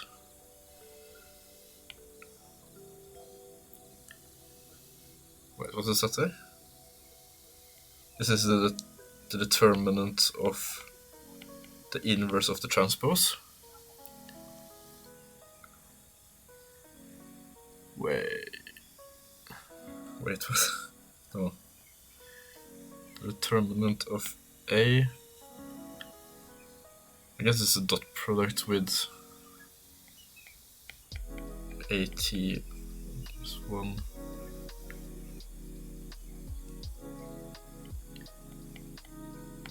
What the fuck is this?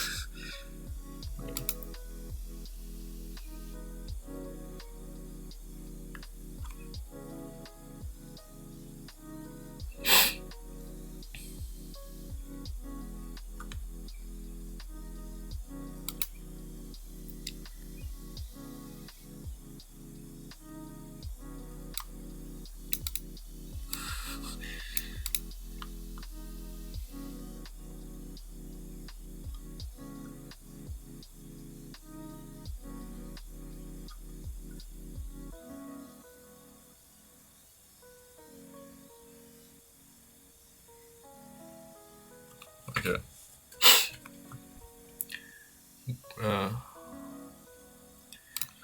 Where A is invertible.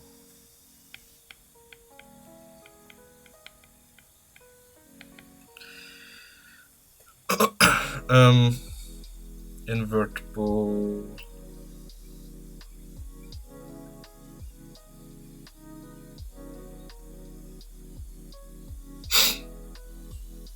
Is not just a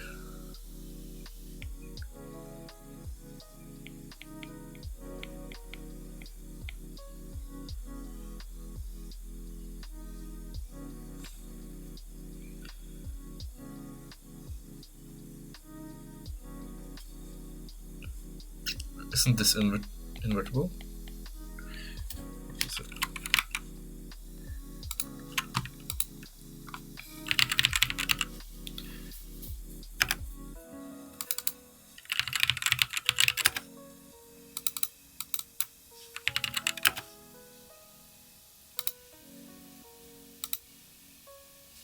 Okay, no, man, I don't have.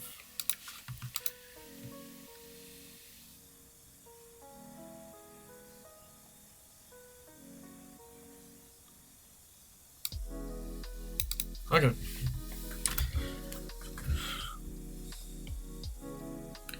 A is invertible. Would that just mean that A has an inverse? So basically, I guess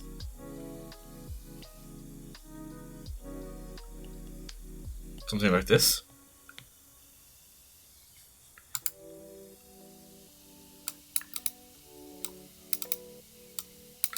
Wear flex. This meeting. Alright, good luck, good luck.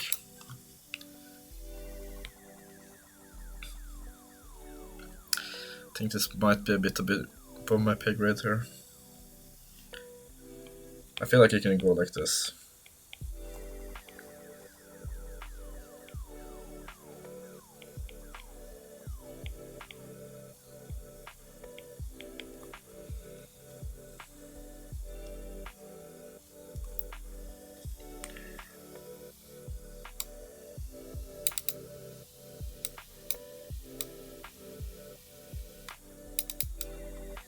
Do they have like a routine? Stop, I don't know.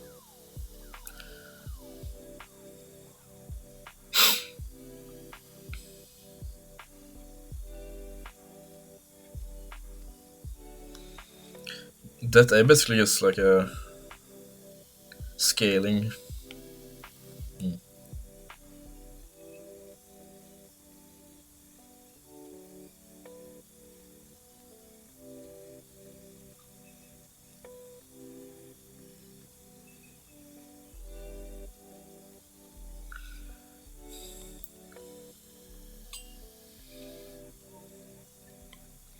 I don't know why, but I really want to say that this is just a...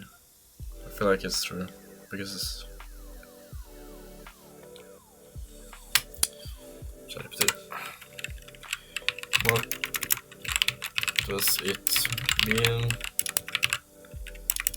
that A is... that matrix A is inverse? What's up, Nebula?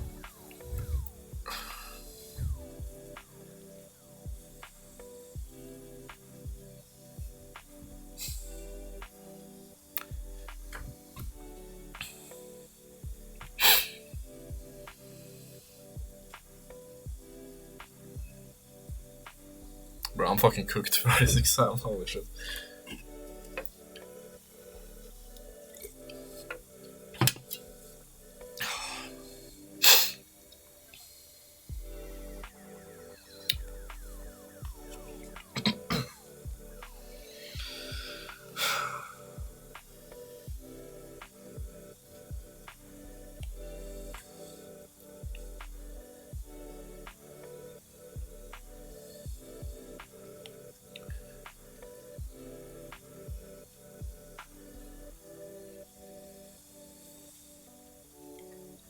Basically that would mean we have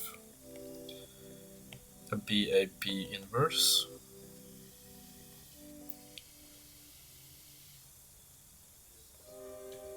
Let's see here.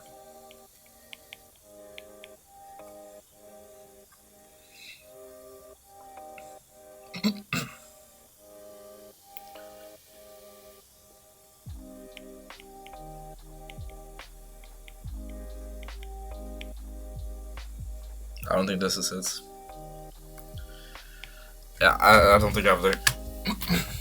Good luck with the exam prep. I have some coming up too. Yeah, it's that season of the year. I don't think I will be able to do this one. Like, I've never seen this. I've never seen a matrix. I guess this technically is just a matrix times a vector. Where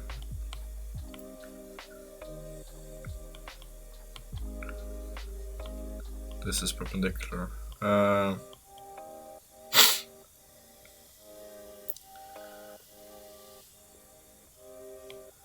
guess we call this like A prime or something. A tilde. Your dot product here.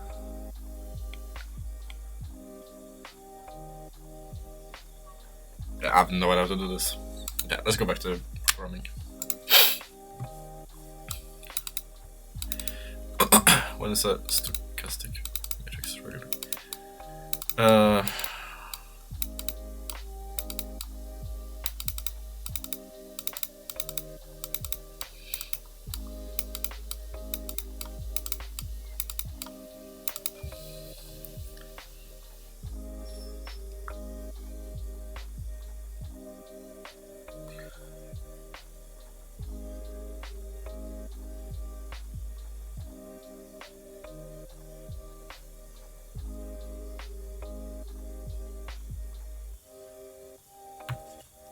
Okay, so a matrix is regular if there exists another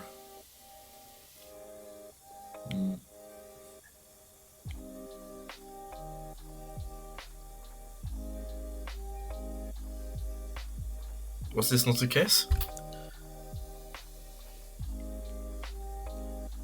Is regular? No. I feel like this is...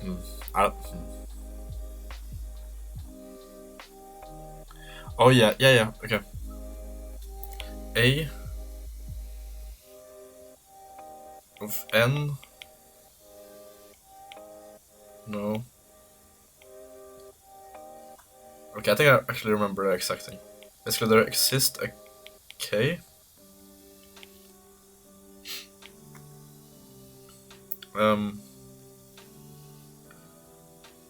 such that every element in the probability matrix is greater than 0. This is what it means for probability matrix to be regular, I think. Yes. Good shit.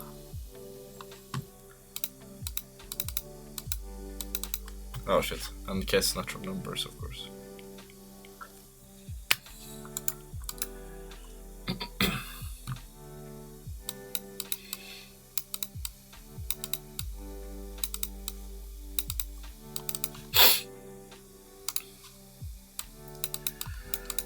What is the kernel?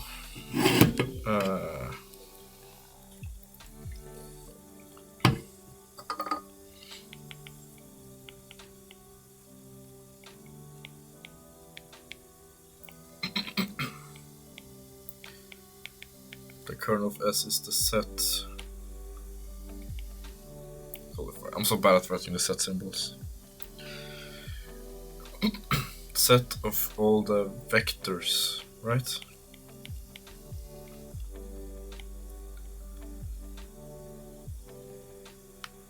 Such that which is in this.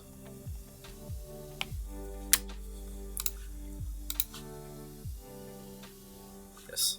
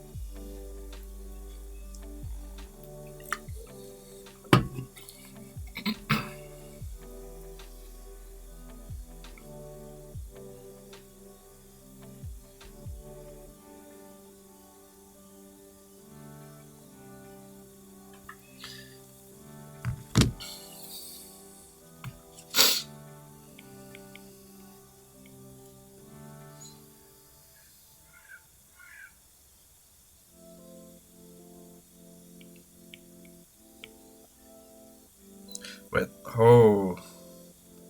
The solution space is actually not... the solution space is all the vectors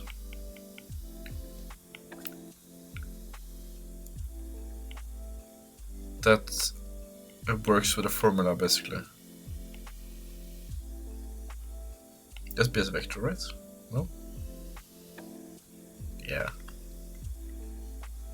Why don't you write B as a vector symbol? So basically, the solution space isn't the set with solutions, it's the set of vectors that satisfy the solution.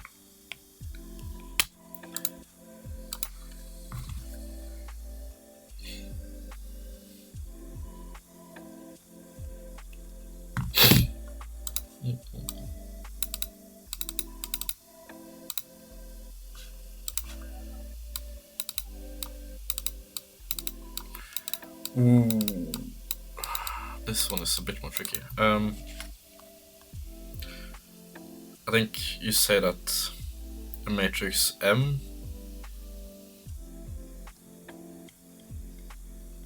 is normal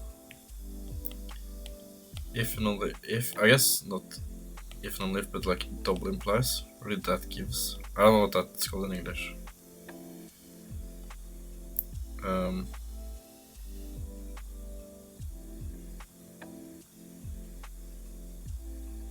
There exists an unitary, is it called? There exists a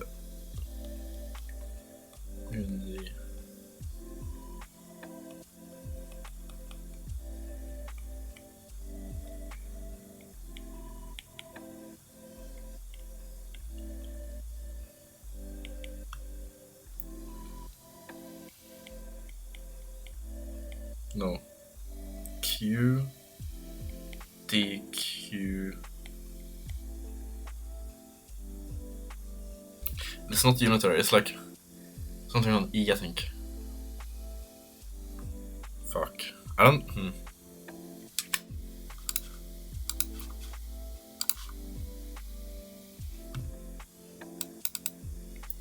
Okay, so M has to be.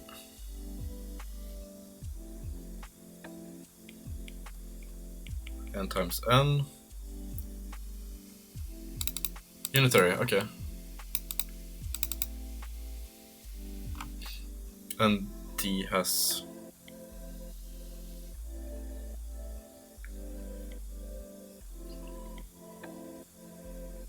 Eigenvalues in complex numbers, I guess.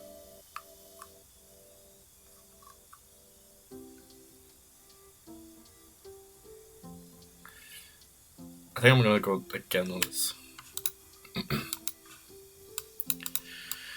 What is an orthogonal matrix?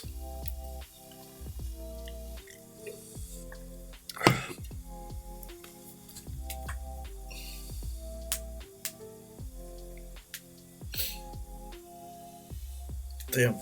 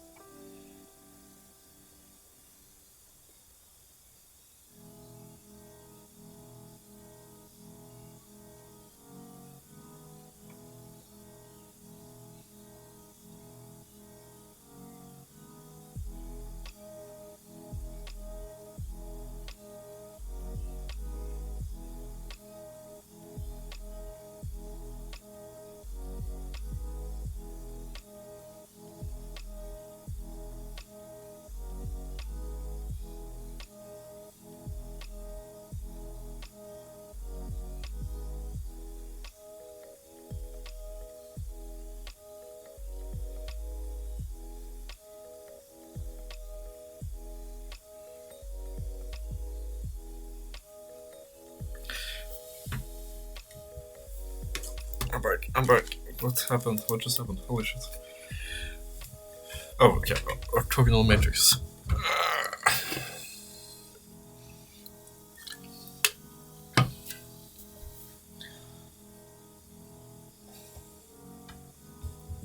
I guess every column is orthogonal to each other.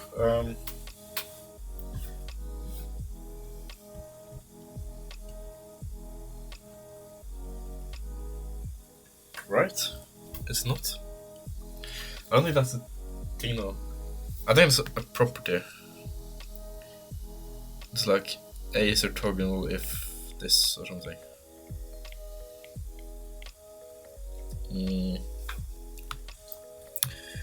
Well, that makes sense. A multiplied by its transpose. We flip them, so I guess this could make sense. Orthogonal. Oh, symmetric. Symmetry and orthogonality share similarities. I'm gonna guess this. I don't think it's correct. It's correct though, but good shit. Okay. It sort of makes sense, right?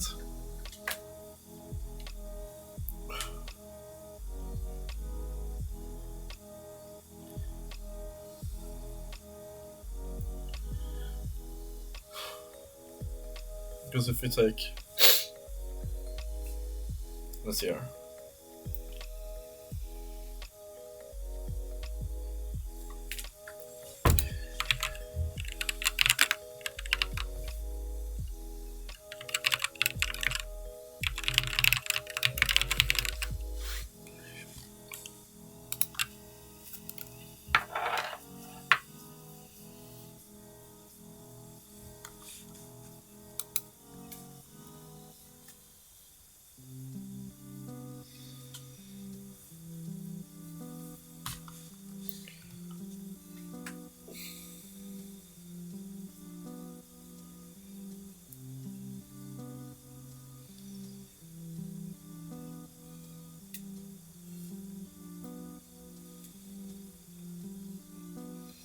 Yeah, I don't fucking know. Okay. No, Jonas, we can't. Presumably with Simon the hair on his...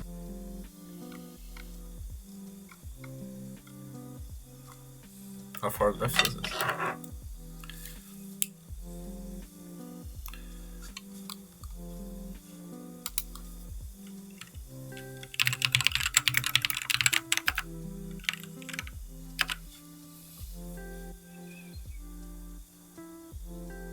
I feel like it's picking up, no?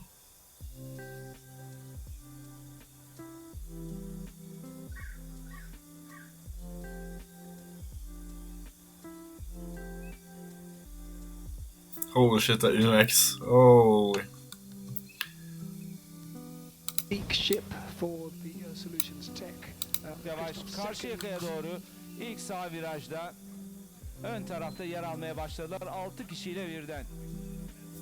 Şimdi piknik post denen Picnic post, no. UNOX Mobility'yi çok iyi yerde görüyor. Holy shit, the Unex. Oh, no!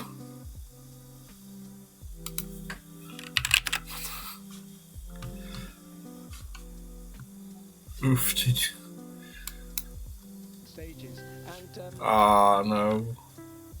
you know, has turned what's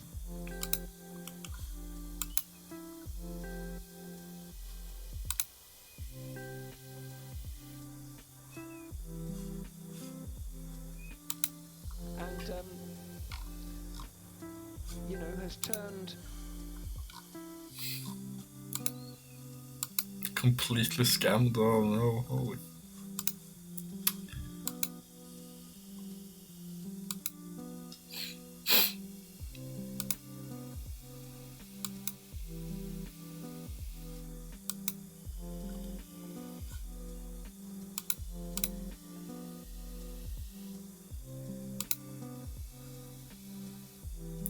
Rip.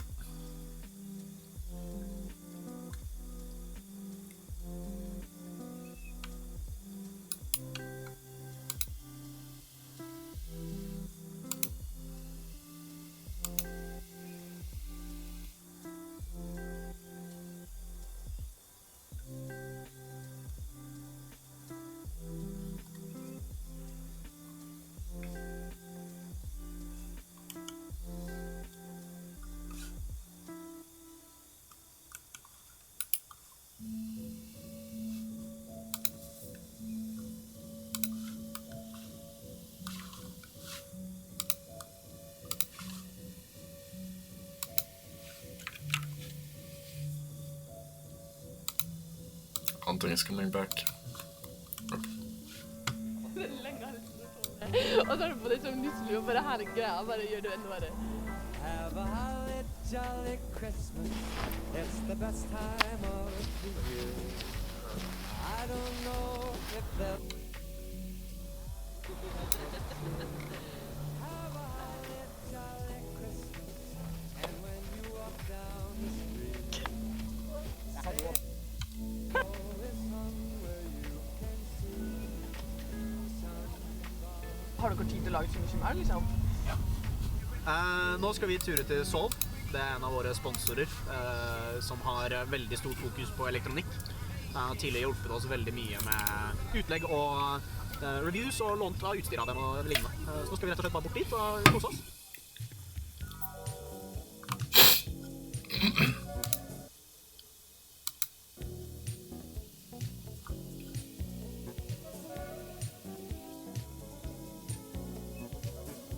I seen this guy.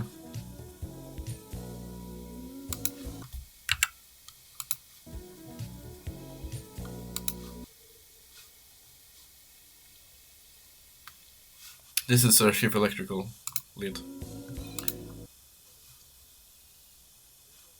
I guess this previous year, but I feel like should no one no. Nei. Ok, så i dag er vi her på FN, eller Tore, hvor vi viser av FN. Det her er sesongfinalen av Abu Dhabi, hvor vi har invitert Red Bull til å komme. Red Bull stiller med Red Bull og sin egen simulator. Åpent for alle studenter som vil komme. Bare litt sånn avslapping fra eksamensperioden. Alt for...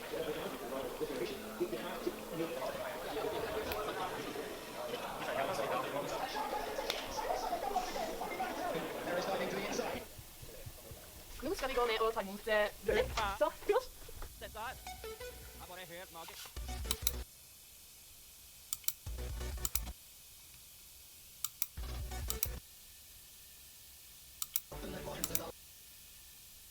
Bro, I do not think he cares, like, at all. Oh, maybe. Okay, I think he cares, never mind.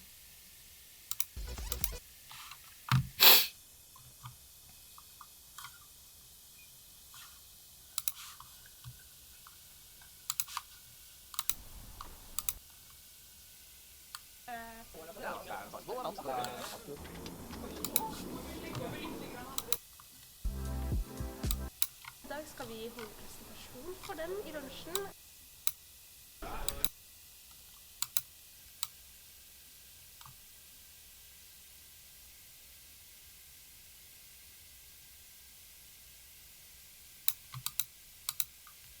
Så hvis jeg står i en finale, og jeg kan slippe den kula.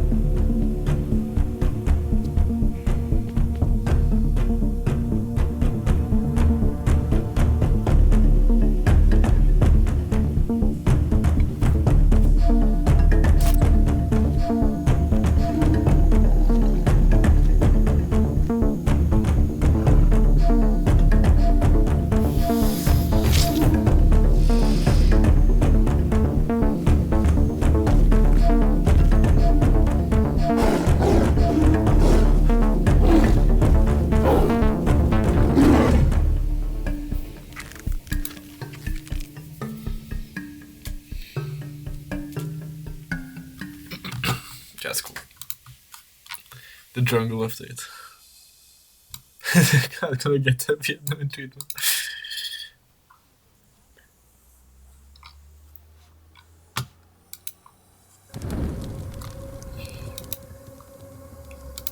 Okay, build run watch party for lunch, maybe.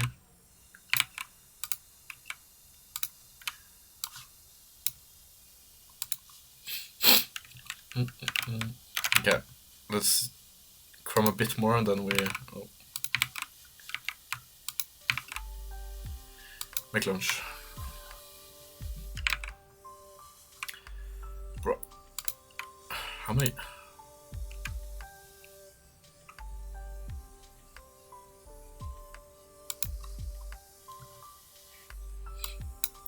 This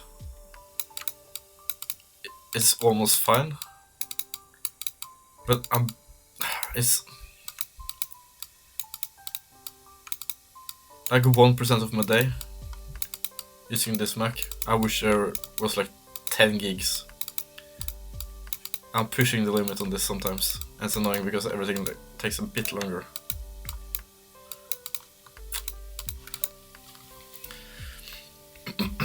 Orthogonal matrix has this property.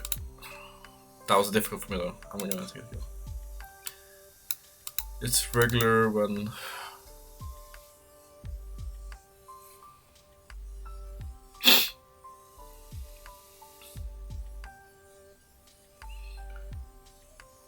it converges. No.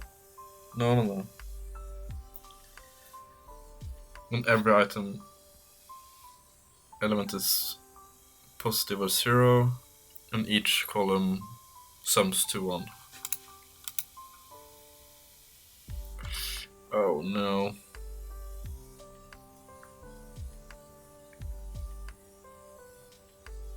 Fuck.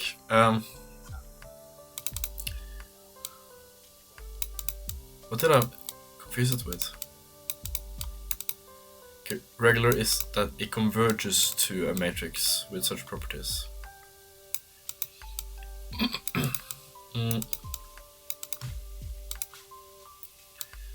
Spectral theorem is basically for an n times n is normal if there exists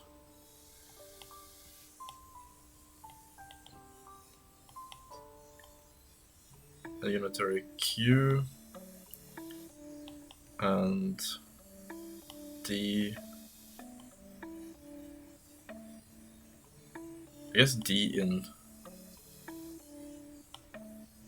D such that the I is in complex numbers.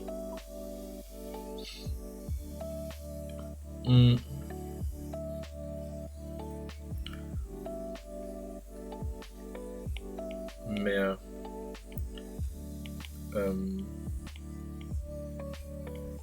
QDQ. Hello.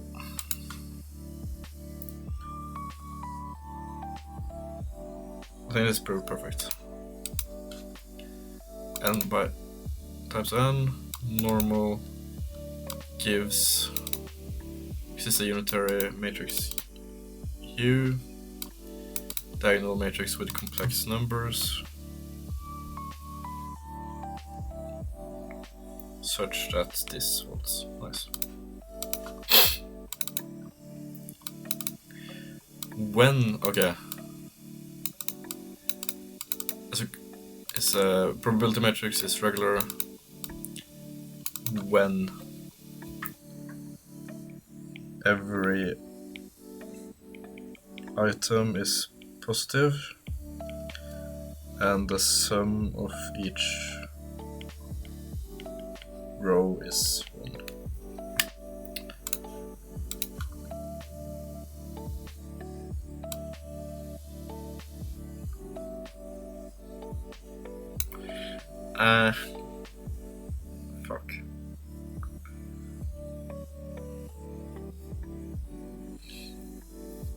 Yeah, I want to remember this actually. Algebraic multiplicity is the amount of times an eigenvalue counts, I guess. So basically it's the polynomial. It's the factor, no.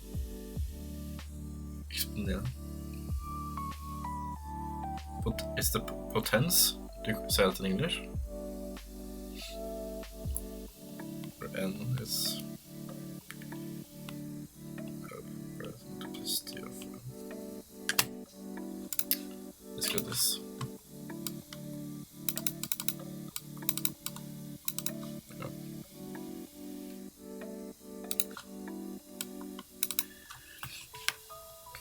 And no spaces.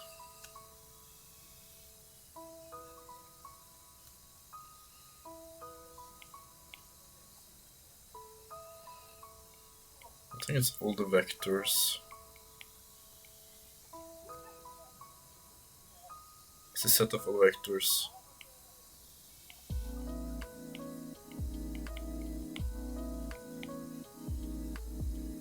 Is it not?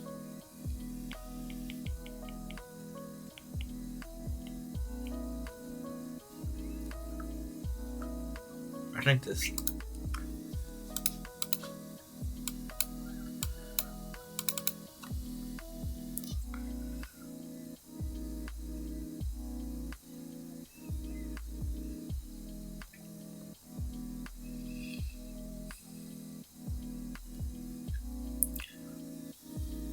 I don't think that counts, no. This is a set of all vectors that from a linear transformation goes to 0. This is the set of all vectors that by linear transformation goes to 0. I guess it's the same, no, is it? So basically the null operator on a matrix gives the set of all the vectors such that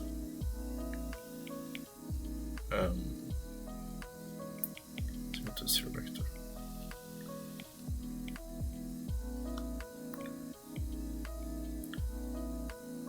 It does mean the same thing though, doesn't it? I'm gonna fail it, but I think it means the same thing. When is stochastic matrix regular? It's regular when there exists a k in natural numbers such that p ij to some k is positive for every number, and the sum of the columns of this thing is equal to 1.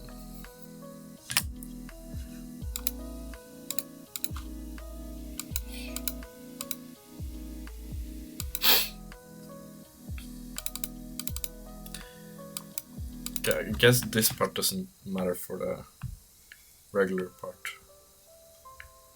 That's just a stochastic property.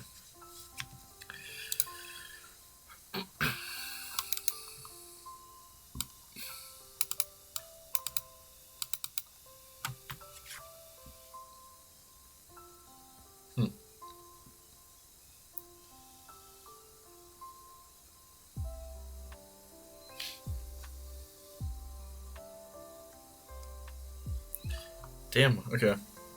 So it's not the k to each element. It's the matrix to k, and then each element is greater than 0.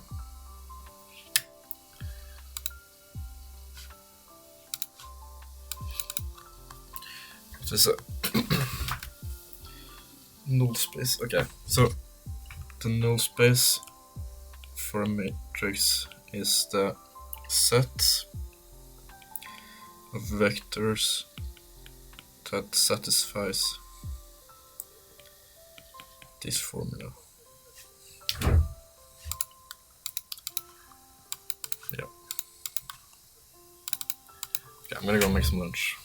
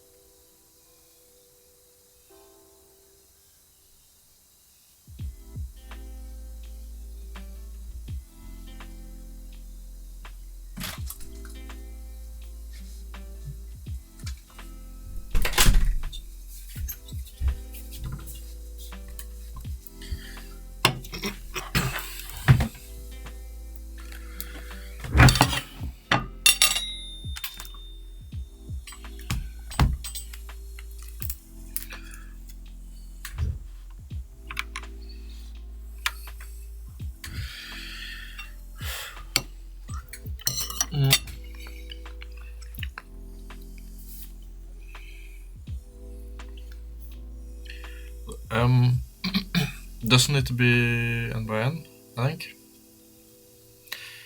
Is symmetric or trivial? Symmetric.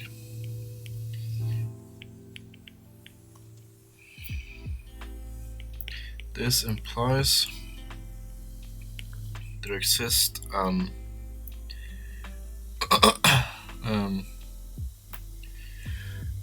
think it's just orthogonal.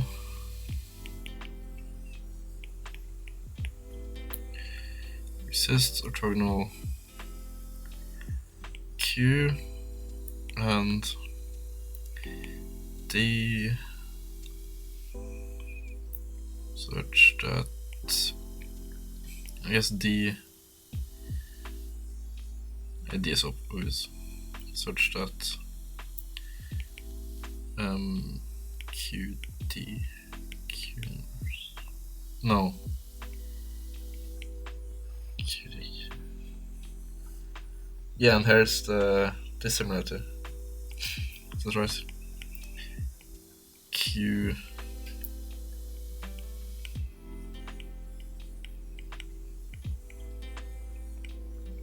this is like this means orthogonal. They imply each other.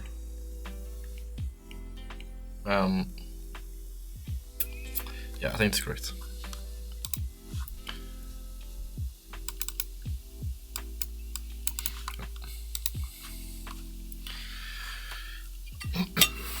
Yeah, what you just said. Yeah.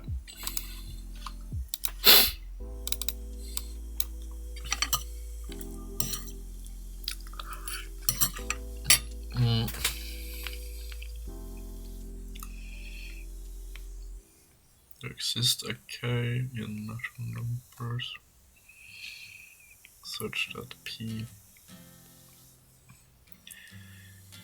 the matrix, probability matrix to the k,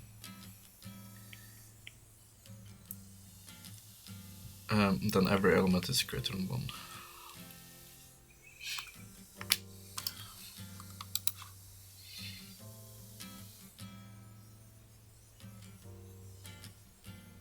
Oh fuck. Greater than 0, of course.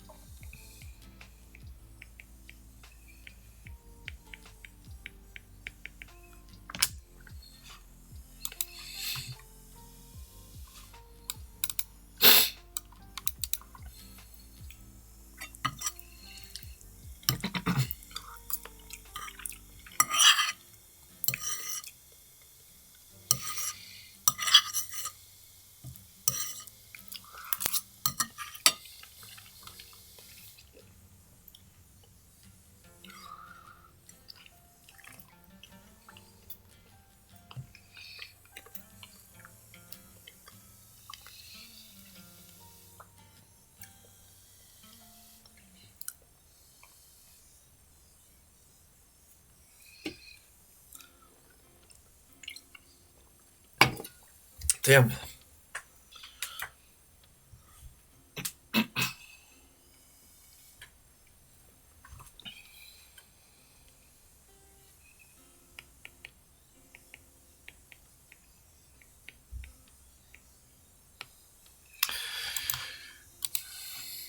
Ooh, that hurts.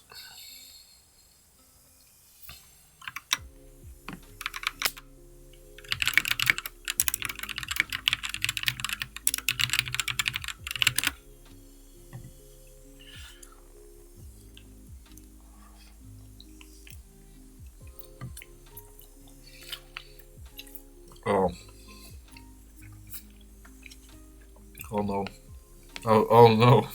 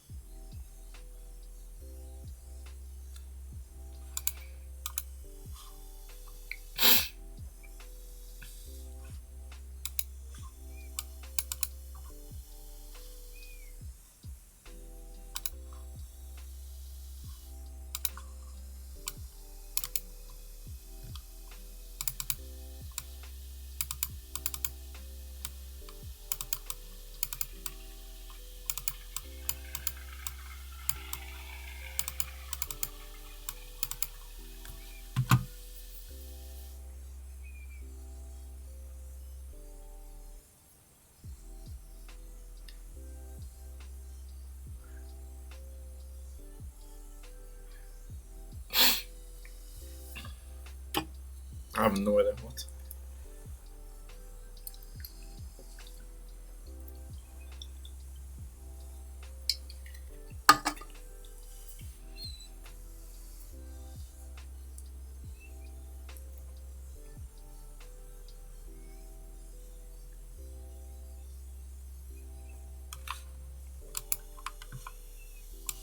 Fuck.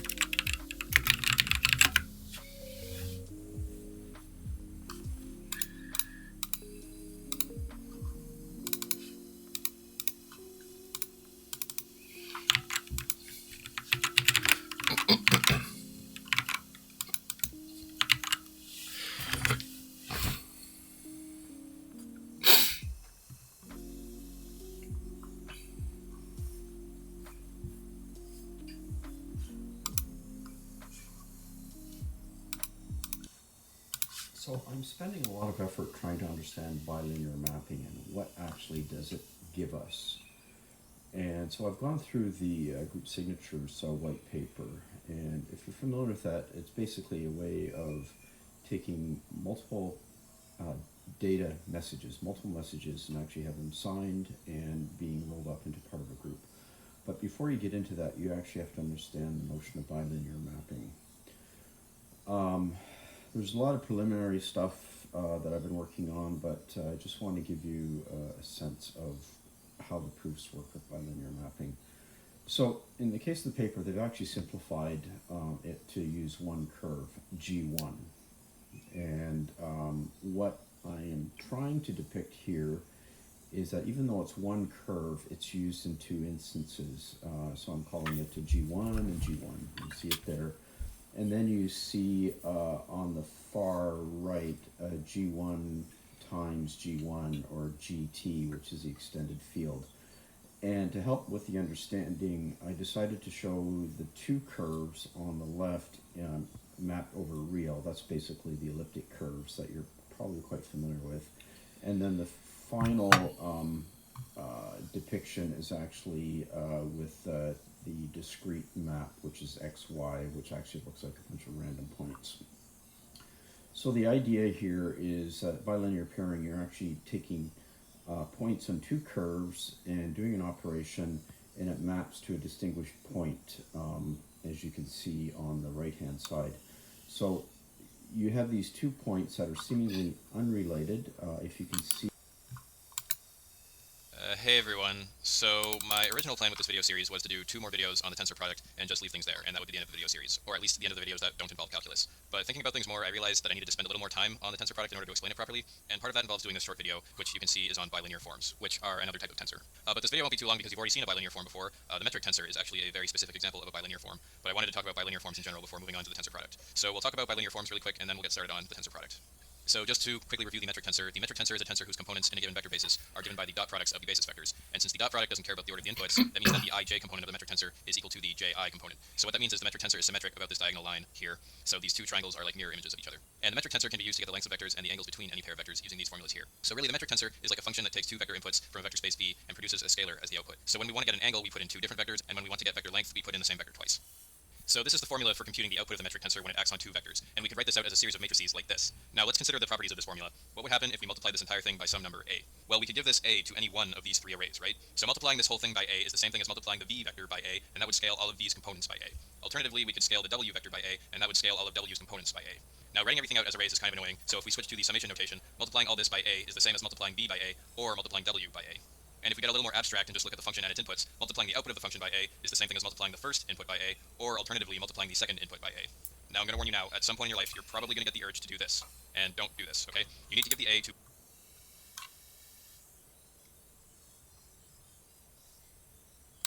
one input or the other, not both. In fact, if you scaled both inputs by a, that would mean the output would be scaled by a squared, right? Because you have to take both of them out in front.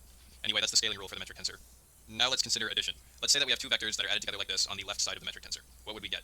Well, we would just distribute this stuff to both of the vectors, right? So we'd end up with these two terms added together. And if we consider the summation notation, if we have two vectors added here, we just distribute this part to each of them. And more abstractly, if the metric tensor has two vectors added together as the first input, we can also write this as the sum of two functions, where the first inputs are each of these vectors and the second input is the same for both. And we could also consider doing the same thing, but for the right side of the metric tensor. So we have this vector sum here, and we can just distribute this part to both vectors. And in summation notation, that would look like this. And finally, in the abstract form, we would take this single function with a sum in the second input and write it as a sum of two functions, where each of these vectors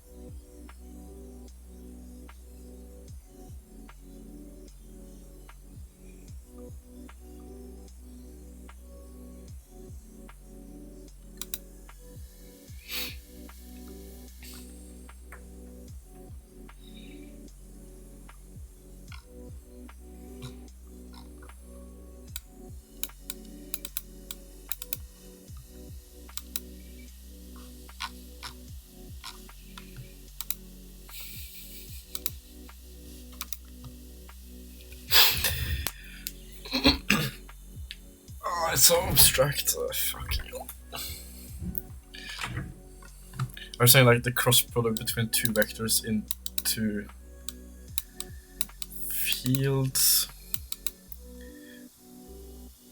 It's not a cross product. It's like a B is defined as the sum product between two vectors that has to satisfy these two, I think.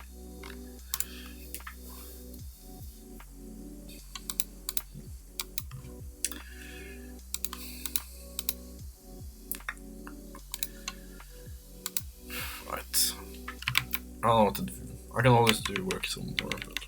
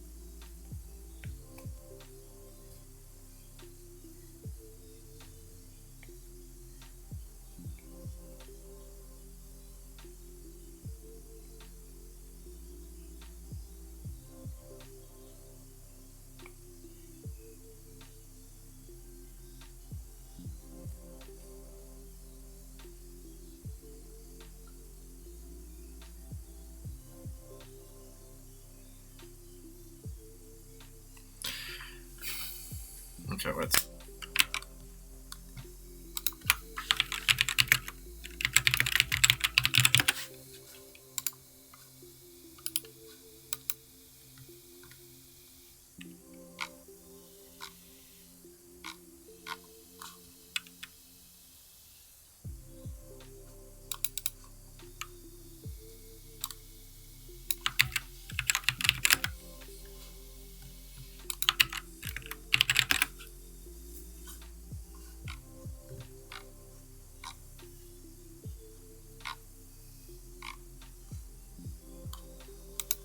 I always gave this problem to kids. I'm thinking of a number between 1 and 100. You can guess. After each guess, I'll tell you whether high or low. You get it the first guess, I'll give you $5, $4, 3, 2, 1, 0. You pay me $1, you pay me 2, you pay me 3. And the question is, do you want to play or not? What's your answer? Of course. It's actually quite a hard problem. Is it? Okay, 50. Okay. High or low? You're low. 75. You're high. 60. You're high. 55. You are low. 57. You are high, or low rather. 58. You are low. 59. Yeah, 7 guesses. So I owe you? You owe me $1. I always gave this problem. Mathematically, you shouldn't play. But I'm trying to figure out, if you assume he's a rational player, can you beat the game? That's what I'm doing.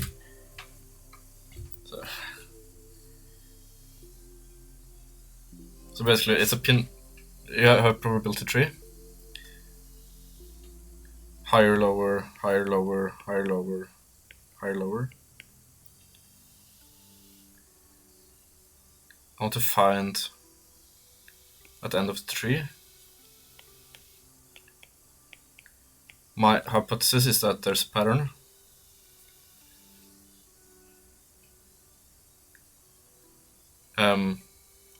My hypothesis is that all these steps in the further up in the tree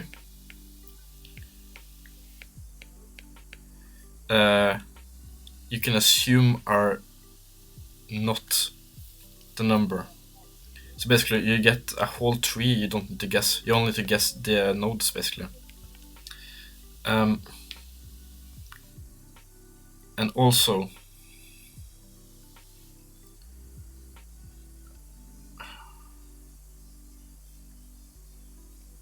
these nodes will be based on like probability distribution of normal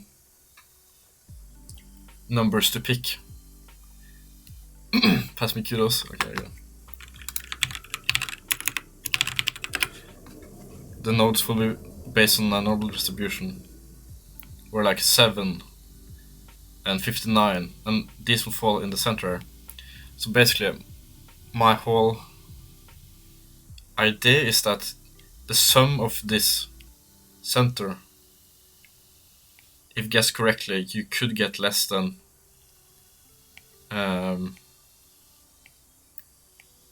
less than 5 guesses, making the game winnable if you assume he's a rational player. I'm trying to figure out the math behind that. Let's fucking win. The hole is 62. Let's fucking go. Good shit. Holy fuck. How's the analysis? 200? Bro.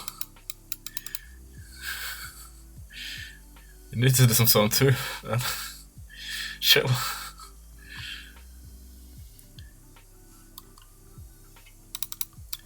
Oh, okay. Yeah, okay. So it's meant to. Okay. Cool, cool. Pretty cool. Almost.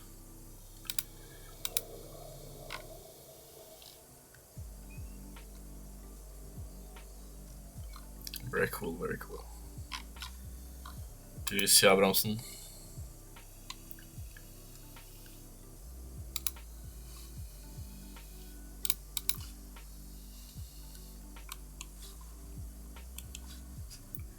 Torbjørn. Oh.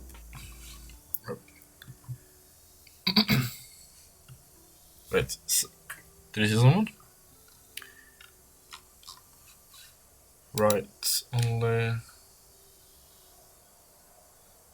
Ole var där.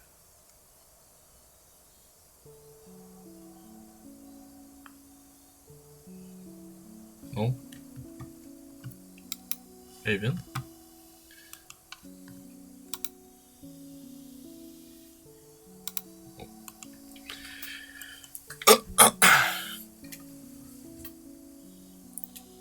No, I don't think so.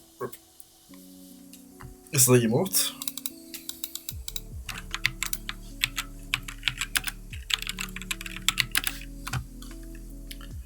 Yeah. Okay. Cool, cool.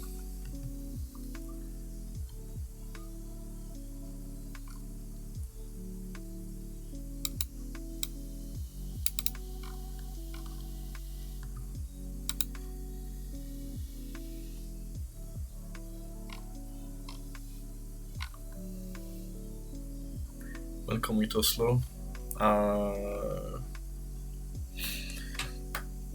probably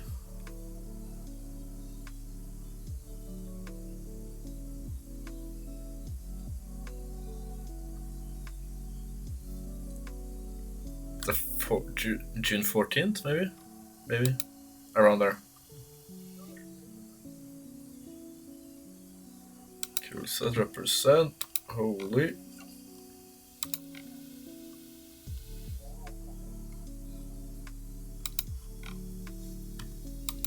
A month, yeah.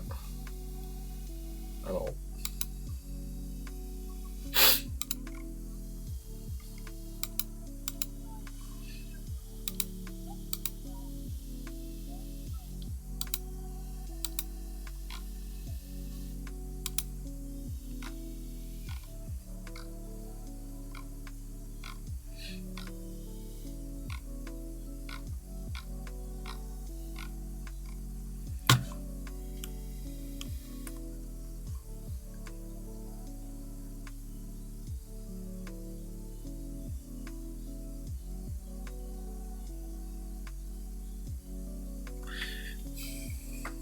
No, I think that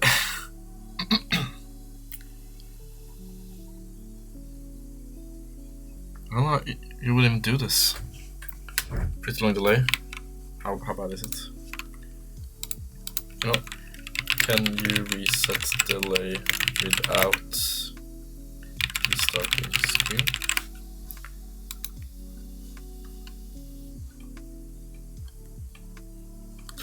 Damn.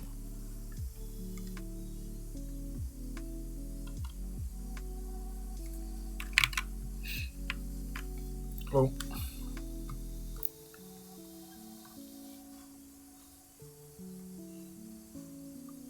There has to be a way, right? Do you prep for JavaScript interviews? I don't have a job.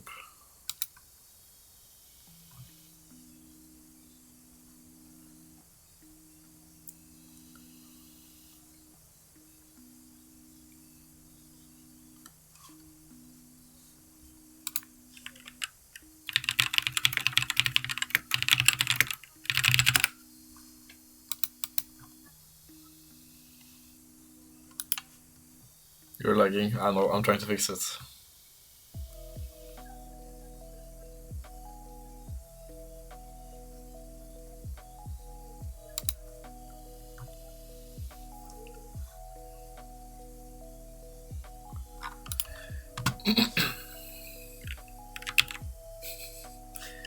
Eight gigabytes of RAM, let's go. How to reset stream delay without restarting screen.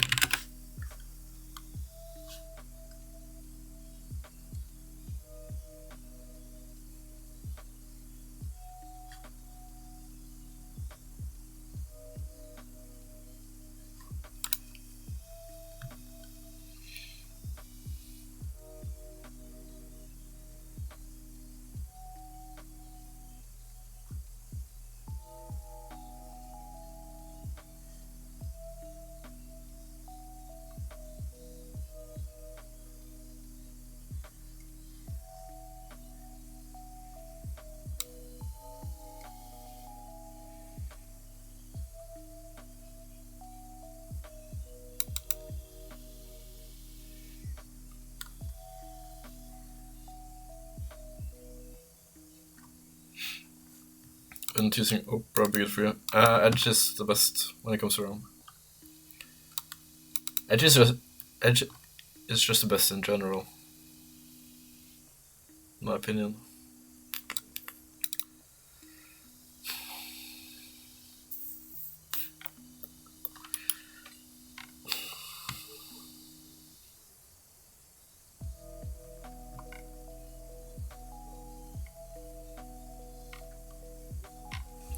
I don't know. It sucks because I get 2 stream modes, but